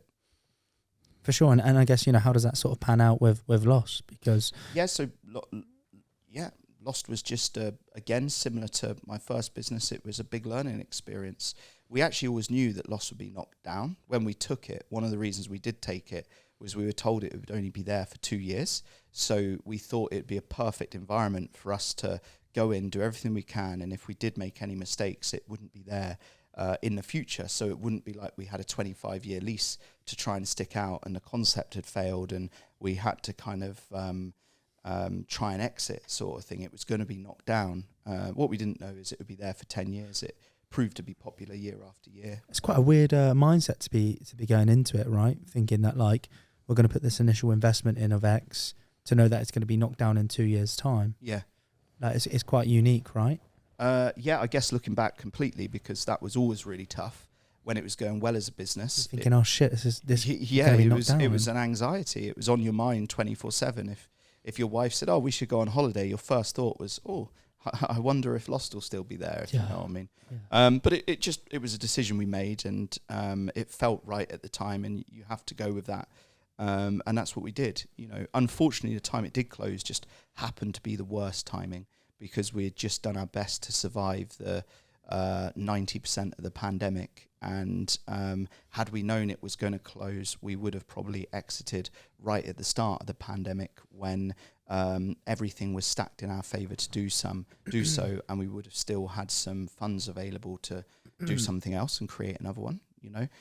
So the actual timing of the end, it wasn't great from a business perspective. The only positive could be that from a brand perspective, among some people, they still remember it as something that was positive. So at some point in the future, there could still be some value in the brand in trying to do something differently with it, and it may be still having some connection. Why didn't you exit at the start of COVID? Because the landlord had hinted that we would probably be there for another 5 years, because nobody's going to be doing any main scale developments during a pandemic. Obviously, the circumstances did change and money became very cheap, and there was an assumption that there was going to be a huge boom after the pandemic, and people's expenditure went mental. Yeah. So I think the company probably thought, we can now borrow money at record low rates, and people are buying anything they're given. So it's probably a good time in order to vacate the properties that are there, knock it down, and start building. So yeah, that's my only guess as to kind of why it happened. So tell us through, as a business owner and a club owner, like, what was it like closing Lost? Because you ran it so successfully for so many years. Yeah, it was strange. I mean, it was a set of tasks. It was a long-lasting set of tasks that needed to be done, and most of which were pretty negative. So telling people that there wasn't jobs to return to was probably one of the hardest things. Trying to explain to your wife, who is pregnant, that I hadn't had an income really through COVID, so that the chances of kind of going back into something and being able to provide how it was before is also tough. And then just genuinely like exiting buildings and moving statues, and if you move house, it's chaotic enough. We had a venue in Bournemouth and a venue in Bristol and a big storage unit in Oxford, all of which needed to be emptied, and no money to do it. And it was a really, really overwhelming period. But I was probably very focused at the start at the level of tasks in order to do, and maybe a small bit of relief of this 9 or 10 year thing that's like ending has now ended. So that thing I'd been fearing, and that change I thought I'd have to go through, is actually forced upon me and happening. It probably wasn't then till a few months later where really the nitty-gritty started happening, and we were getting pressure from all angles, that the reality of the situation really hit home. Which was? I think this was a time where the whole world was opening up. All of the people in my industry were getting grants after grants and having great times, and I was kind of at my kitchen table watching it all, thinking, fuck, what do I do? And how do I do it? And how on earth do I get 50 tons worth of stone goods out of a basement in Bristol and move them to Oxford, and then get an airport of Balinese goods out of an airport hangar worth of bar, club, stone goods from Oxford to wherever else they go, with no money to do so. No haulage company would touch it because it was too heavy, and the quotes that they were delivering were just like tens of thousands of pounds. So I was just so like bogged down and stressed out by volumes of tasks that needed to do, and then also consumed with my wife was pregnant, we had bills at home, we had lived on savings for 2 years, trying to find any time in order to actually make some money to pay bills was really challenging, because my time was so consumed with trying to deal with everything that was on my plate at the time. I guess the only positive that I had and that kept me going was my wife was pregnant, and I just knew everything would kind of be okay. Sadly, we actually lost the pregnancy at a funeral, and it was the funeral of my wife's grandfather, sorry. And my wife is my rock. She's incredible. She's probably one of the strongest people I ever know. And her granddad was her rock. So for him to die, she then wobbled. And then for us to lose the baby at a funeral, lose the pregnancy, at a funeral was just like, it was just soul destroying. And my wife and I deal with things very differently. She's very scientific, she's very practical, and I'm pretty creative and pretty emotional. So I remember driving home from the funeral, and it was a really beautiful night, and I was like, oh, at least your granddad's like taking up whatever our little baby was. And she was like, oh, don't ever say anything like that because it hurt her so much. And that was probably like rock bottom, because I'd felt like such a failure for everything that had happened, and now this kind of pregnancy had failed, and also I'm the guy. It should be my wife going through this trauma, and she handled it amazingly. And I just remember that night, I just couldn't comprehend everything that was going on, and I just couldn't sleep, and it was really, really hard. And that went on for a few nights, and I was just like, God, I'm fucked. I'd lost hope, if you know what I mean. And if you ever lose hope in a situation, you're gone. However hard it is, you can deal with things if you have hope. And my hope had gone, because I was like, the one thing that I left on to that was perfect, everything else can be chaos. But if we've got a heartbeat and we've got a kid coming into the world, we're so lucky, we're so fortunate, it's so perfect. And yeah, one night I was just kind of 4 a.m, not able to sleep, and I just could not, I don't think I wanted to be there anymore. I'm not saying I would have committed suicide, but mental health was at rock bottom. And I actually rung Samaritans again, not with the view of thinking I'm going to commit suicide, but just wanting to speak to someone. I spoke to an amazing person for a couple of hours, and the next day I text a couple of my friends, one of which was Chris, the boxer, another guy who was amazing. He'd been on one of the SAS TV programs, and he just knew emotional intelligence. He knew how to deal with that situation. He helped me. And I think through those conversations and opening up, I kind of started to get a bit of hope again, and was able to get back on the ladder and start dealing with everything I was dealing with. And then it was like, right, I'm plugged in, I'm off. However crap this is, we'll get through it. And just worked really hard at every day and broke all the challenges up that were in front of me, really small, so they were actually really achievable to do, and just kept achieving them, if you know what I mean. And that was probably, I would say, in terms of actually finding connection and flow again in life, I think that period was 2021, around spring, around this period in 2021. I would say it's now 2 years where now I feel flow again. And I guess one of the things that I put pressure on myself was expecting things to happen so quickly, but they don't. They take time, if you know what I mean. And when I look back at that blip in my life, it will be a blip, but at the time when you're in it, it feels like forever, you know? So I would say now, really only the last couple of months have I found like flair and flow and true confidence back. But I did gain a lot of confidence through that situation, because like when I was 17 and I rebuilt myself through drugs, I felt that as an adult, losing everything that gave you purpose and being able to get through it and then come out the other side in a much better place is it's impressive, mate. Yeah, I really think impressive, so. So you take confidence from it. Sure. You know what I mean. And also, mate, it's just like, fucking hell, like, no wonder you felt like that, mate. You're literally in a pressure cooker, and you've got so much on, and then, you know, with the baby is like, it's like tip of the iceberg stuff, isn't it? It's just I like, mean, I know, again, like, I remember speaking to one of my good friends, and he was like, I think you could handle the miscarriage in normal circumstances. I was like, of course I could. yeah. Like, I'm not saying of course I could, like, it's just, and he'd actually had it as well, and he was friends with a footballer that had it who really suffered. So he actually connected to what I was going through.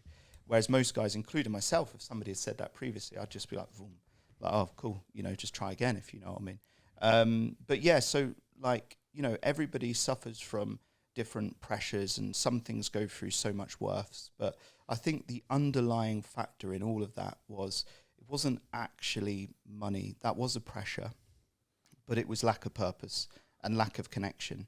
And if you lose your purpose, you really, really struggle. You really, really struggle. So the positive was I had an opportunity kind of halfway through my life to kind of start again and decide what I want to do. And that was, or that is a really positive, free thing to do. And if you go from kind of being financially dependent to financially independent, but at the wrong scale. So I'd achieved financial independence through doing very well, and I'd also achieved it through not doing very well, but then not being imprisoned by anything that I would need money for, you know. So I was back to square one where I was at university, where suddenly I had no risk to start whatever I wanted to start because anything is better than nothing. For sure. And also like you said, you're not trapped or confined by, lost, for example, in that business model, which might not be as scalable as the next business model. So it's quite an exciting time as well as, I guess, a bit of a nerve-wracking time because you're thinking, where shall I put my stamp? Yeah, absolutely. And that was, again, one of the challenging things. It was like, how do I spend my time? What do I do? Like, what do I want to do? And if I say to you guys now, what do you want to do? Do you know? Yeah, I actually do, but that's probably because we've talked about it so much. Like, I would really like to take the podcast really far. Yeah. And I do enjoy like sales, so I like remote closing. So at the moment, that's the stepping stone for the next business. So I think because I've just come out of a transitional phase, I'm quite fortunate where I know the next stage, if that makes sense. What about you? Being brutally honest, I don't really know. We've got a bit of direction with the podcast because I'm fortunate enough to be best friends, but also be able to like bounce off each other with it and create direction. But in terms of just like a whole life apart from like creating a family with my girlfriend and whatnot, I can't really tell you exactly where I think I'm going to be in like 20 years time, 30 years time. Yeah, exactly. And I think my whole life that was probably my biggest skill and competitive edge, that I knew that, and then suddenly I didn't. And I was quite overwhelmed by not knowing by it. And again, if you become overwhelmed and you think of the end result when you don't even know what the start line is, it's completely out of your control and becomes quite stressful. So again, I was very fortunate where my wife, who was brilliant throughout this whole thing, she's got a business, she does well. She was like, just be creative. Like, just be creative and you'll get there. That's what you're good at. Just be creative and just promise me you'll be creative every day. That's what you need as well in that moment, that's exactly right? what you need from your partner. That is exactly what you need. You needed that, like, just go. Yeah. Give it a go, and figure it out. And like, we spoke the other day and we talked about it, and she was pregnant again at the time. And we were coming up to a period where her income would stop and she would go on statutory, whatever it is, maternity pay. So not much money at all. So for her to do that, it wasn't because she was in a good position, but it wasn't an ideal situation for her. For sure. She should have been saying, I'm pregnant, sort your fucking shit out and go and provide for your family. But she's very smart. And by her saying that to me about be creative, you've got space, just do what you're good at doing, that was far more valuable and allowed me to connect with, sort your shit out and hurry up and doing it. But the language she chose to say was what worked for me. It comes down to knowing your audience. Do you know what I mean? If she stuck it on you at that point, it's not going to do any wonders. No, it's going to make me feel 10 times worse. Yeah, exactly. Be creative is like what you needed to hear in that moment. And that's why, having a stable partnership with someone is so worth it, because if they know you well enough in that moment when you need, what you need to hear, they deliver it.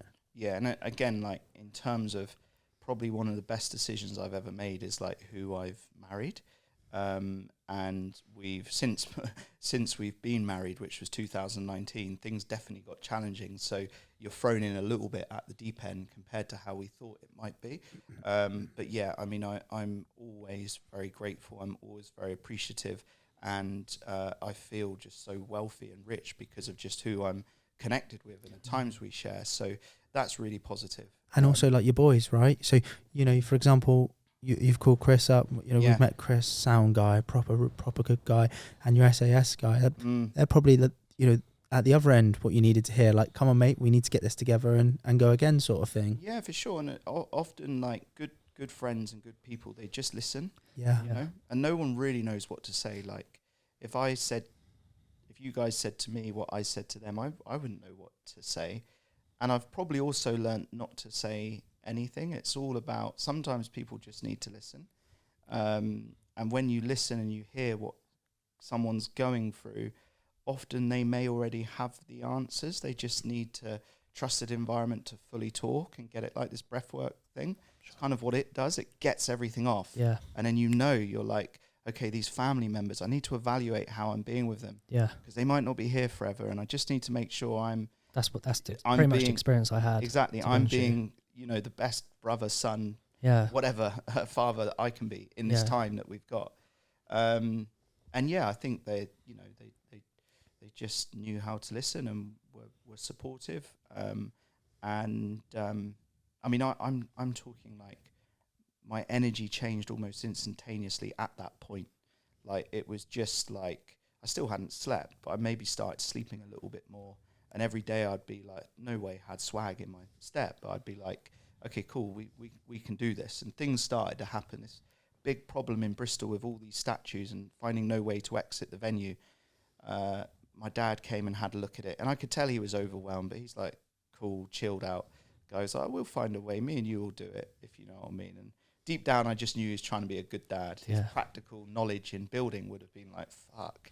This is a fucking, this is a mammoth of a task. We put something on Facebook, and my wife's cousin was like, I'm based up here in the army.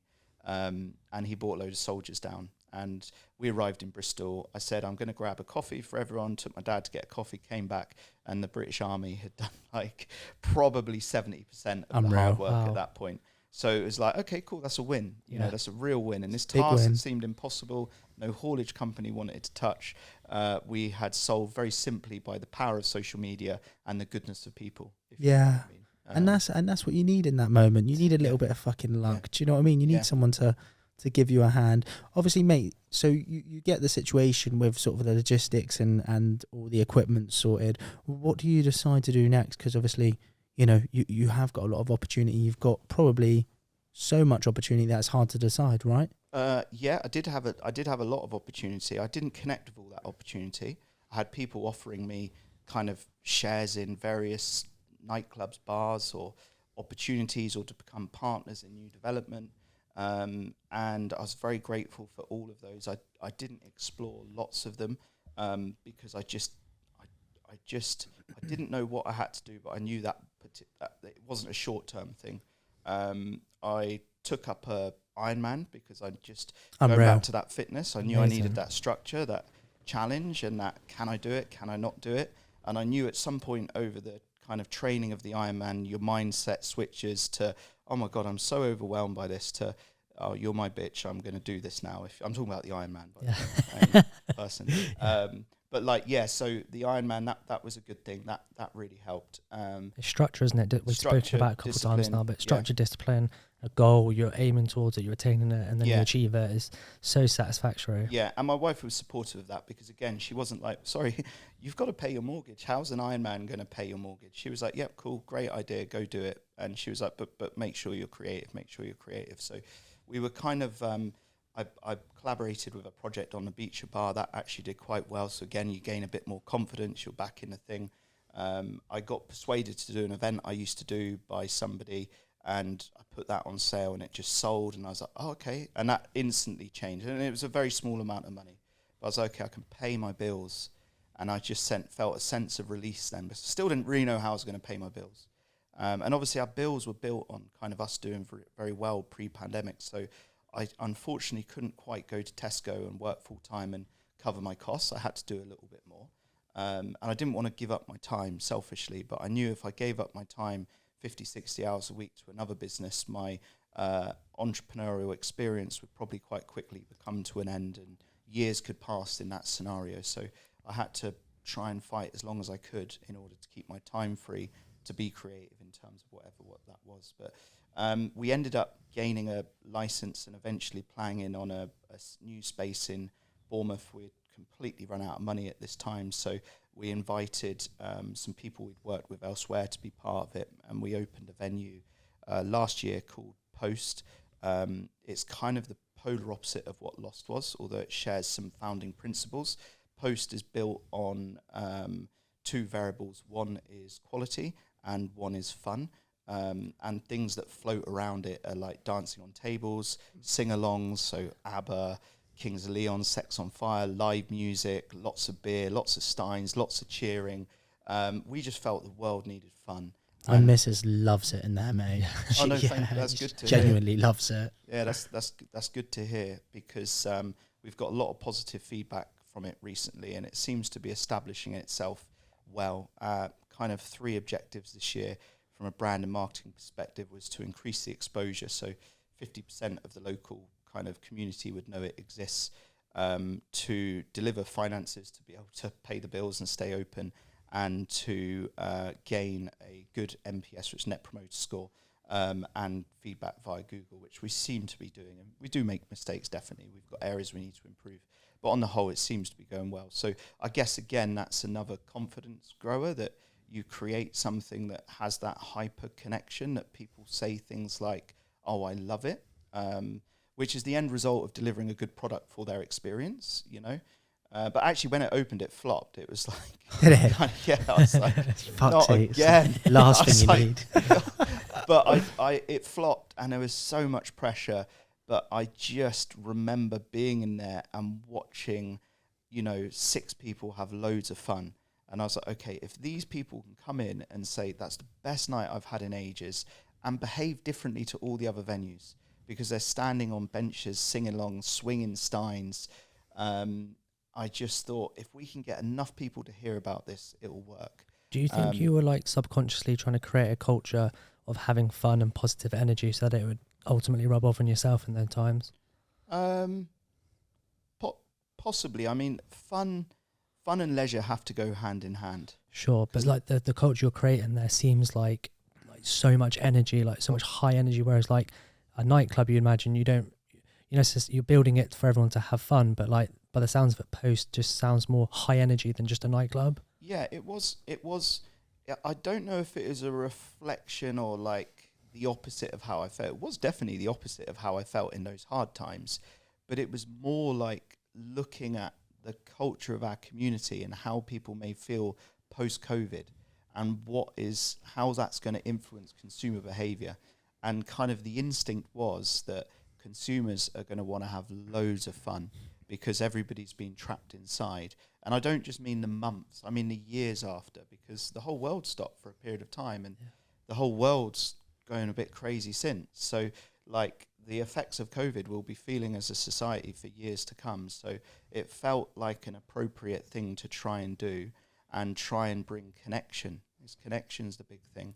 Singing along on benches to strangers to your favourite songs that you heard 20 years ago is a powerful nostalgia to try and sell, and that's what we try and do, if you know what I mean.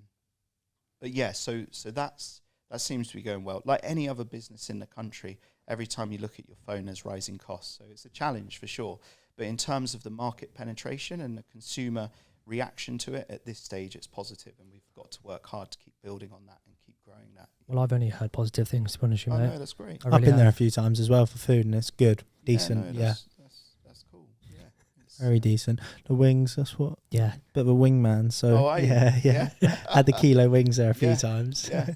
But obviously, you also sort of dive into more of the gym stuff as well at that point. Yeah. So the gym stuff was parallel to the hard time, unfortunately, because we kind of embarked on this Project Rise, and that was, I guess, coming to a head at the time I was having these sleepless nights and dealing with the pressure of Lost and where my life was going. So I kind of worked with the boys to create that. We planned it during COVID, but kind of sadly had to exit before it became what it was. I take a lot of pride in the kind of work I did do for it, but it was a really hard decision, because all the excitement was around this brand, and I had no excitement in my life. All the future was around this brand, and it felt like I had no future in my life. But I just had to dedicate my time in order to creating something that I knew long-term would be able to eventually support and serve my family. And our objectives when we started Rise, it was a secondary kind of project of passion, opposed to us building a business that would fully support us all and could evolve into something that, you know, would be built and sold, sort of thing. Not to mention it can't be that, and it won't be that. But at the time it was, let's create an outlet for the community that we built in COVID for our fundraising. Let's turn it into a space that people can come and connect and indulge into fitness and be part of these classes that we would see in LA or New York or London. And we thought that Bournemouth would really buy into that type of thing, you know. For sure. And I guess that's kind of parallel with where you're at in terms of, you know, your personal development with the fitness. So like, you know, in terms of that time, one of the hard decisions to walk away from that was it actually was very befitting to kind of my values and my lifestyle, and everything around it was positive. You know, the experience that we were selling to consumers was come in, you know, really push yourself in a positive, high energy environment and feel good about going. And that's everything I needed back then, which made the decision really, really tough, if you know what I mean. But I think one thing I would say, you know what we were saying earlier about how do you know if you're on the path, or how do you know if you're off your path, is one of the things that I think really helped me during that time was understanding what my values as a person are. And I don't know what those values are. If I was to list them, somebody that works in values might say they're not values, but they're things that mean a lot to me, and they're kind of guiding principles that I've had. And very rarely in life do I change them. But I actually changed them during that tough period, about 9 months after, because I felt quite trapped by what I was living, what guiding principles I was living my life to. And I felt they were perhaps kind of crippling me a little bit, because I felt I couldn't fully connect to those, because when I established those, I was in a position of much more growth, learning and success. So I think if you know your values, then you can guide yourself through any situation, because ultimately they form your gut instinct that will tell you what the direction is. Sure. I think if you're not connecting to what your values are, or if you don't necessarily know what they really are for you, and I don't just mean reading about values on Google and like thinking that they work for you because Stephen Bartlett or someone else said these are his values. I mean really understanding what your values are, what they mean to you, and living by them for a prolonged period of time, that they shape you into the person that the outside world sees, or you are. Yeah, there's a lot of self-development work that goes into that as well. Loads. It's you not really have to understand yourself as a person before you do it. I remember I changed my values and I instantly felt better. Yeah. And also it kind of, you know, like those experiences are just chapters, right? Yes. And those chapters are what you learn from, and they're right for you in that moment. And then as you grow, you may, you know, close that chapter and go to a new chapter. And it sounds like, you know, where you're at in your life at that period, if you don't mind me saying, that those intrinsic values were what you needed. Yeah, 100%. And I think that the other thing that was just an observation at that time, and one thing that probably made it so much worse on my side, was as you become successful, as you think you become successful, everyone rates it in different things, you start assuming you know things. And when you start assuming you know things or everything, that's when your downfall starts. Yeah. And I think my downturn was prolonged by assuming I knew stuff. And even in kind of recently having a little girl and learning and studying, the curiosity of a child and applying that to your life in the assumption that you know nothing and you have to learn everything opens so many different doors. And since kind of adopting that philosophy of, well, actually, I don't know anything, I'm going to try and learn everything, and looking at information in real time for what it actually is opposed to what you judge it to be, is really, really powerful. So I think that's what's actually triggered my new sense of flow. And when I say flow, I'm by no means economically smashing it. But when I meet my business friends or whatever, they're all like, mate, you just seem on fire, like from an energy perspective, if you know what I mean, compared to where I was. Yeah. But I think a willingness to kind of assume I know nothing and be curious over everything has really helped bring that into fruition. Best way to be, mate. Just the only way to be, really. Yeah. You know, when people are closed off to other people's opinions and they're experts in their field, I just think it's dumb. Yeah. I'm just like, that's just retarded. Like, you should just be aligned with what that person said because they're an expert in their field. So you should try and absorb as much information off them as possible.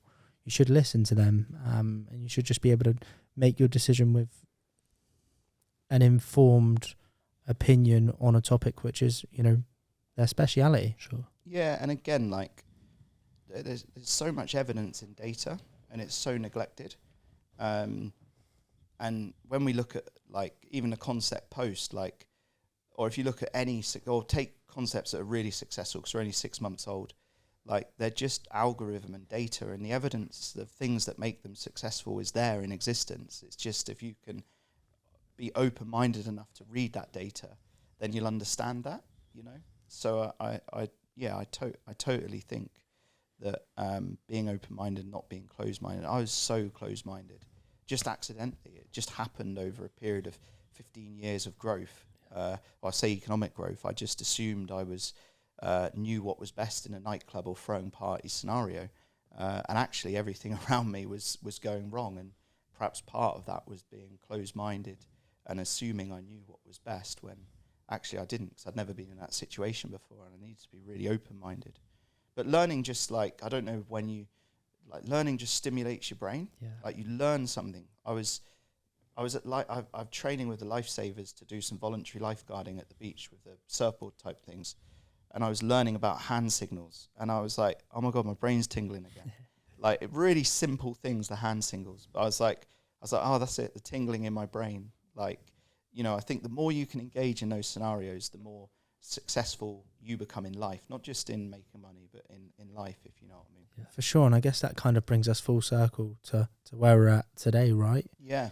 And I guess, you know, I want to leave it on a couple of questions, but one in particular is, like, we talked about creativity so much on the podcast today. And, you know, I think that is a core component of what you're going to do next. What is sort of the next chapter for yourself? Have you got any projects that you're contemplating or working on already? Like, what are you going to be doing next? Well, I think it's probably two things. One, on a personal perspective, is just trying to continue leading into what direction I want to take without the pressure that I had a couple of years ago of having to provide and all those sorts of things, because I'm in a position now where I'm kind of slowly getting back on my feet. So my priorities can shift a little bit. And then, yeah, I mean, from a concept perspective, we're always reading the market. And when we look at the market locally in Bournemouth, I definitely recognise that there is a gap for something that provides quality and opulence and a space where like-minded people can kind of get together, be entertained, and feel connected to one of each other. I think there's some really good examples of things like that happening, like the Nicky Hotel's been an amazing development, and I think that brings an element of 5-star service to Bournemouth that everybody can kind of gain from.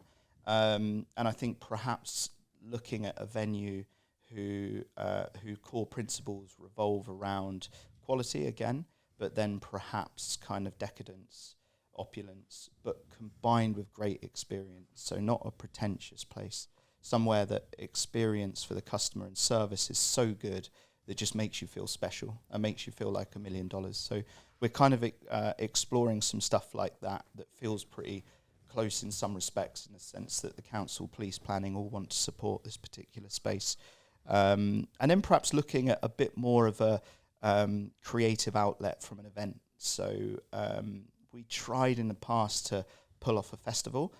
We had some great successes when we judge it against other startup festivals, but for some reason we moved more into venueship and more out the mud. I think now, again, taking that need of connection that people have, and common feedback I get from people that come to our events is, oh, it just feels like the only time we get together is, you know, at birthdays or Christmas, or there seems to be a need for people to get together. So taking that idea of bringing people together and perhaps presenting it in a local, a celebration of all things local in a cool environment is also something I'm working to do. So I think in conclusion, sorry, that's very long-winded, we have a venue in development, in the final stage of development, and an event in the final stage of development. And there's a high probability that both of those things will happen this year.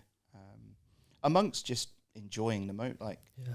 you know, there's so much amazing things going on. I've got a little daughter, brilliant relationship with my wife, loads of family around me. So it's also really important just to not be so focused on what's next in business, and appreciating those moments, and you know, all the little things in life that actually are the major things, you know. Cool. Sure. Ben, I just want to say, mate, thank you so much for coming on the podcast today. I've had an incredible experience, mate. And I just want to say you've lived a roller coaster of a life, mate, and you've done so well to come back out the other side with the energy that you portray. Oh no, thank you for having me. I've listened to your podcast, and as I said, it was really good, and it was a nice place to come and chat and meet you boys. I wish you all the luck in everything you're doing. So I wish you all the luck as well, mate. I hope you absolutely smash it. I'm sure you will as well. For sure, and I'll mirror exactly what Cal said. Where can people find you, bro? Oh, you know what? I'm awful at LinkedIn. Again, this all stems from dyslexia, but I am on Instagram, and I do put my a few work bits on Instagram as well. Class. Yeah. All right, mate. At Benjamin Banks Reynolds. Sorry. That's what we're waiting for. Sound, brother. Yeah. Well, look, really appreciate it nonetheless, and mate, best of luck with everything. Cheers. Thanks so much, Ben.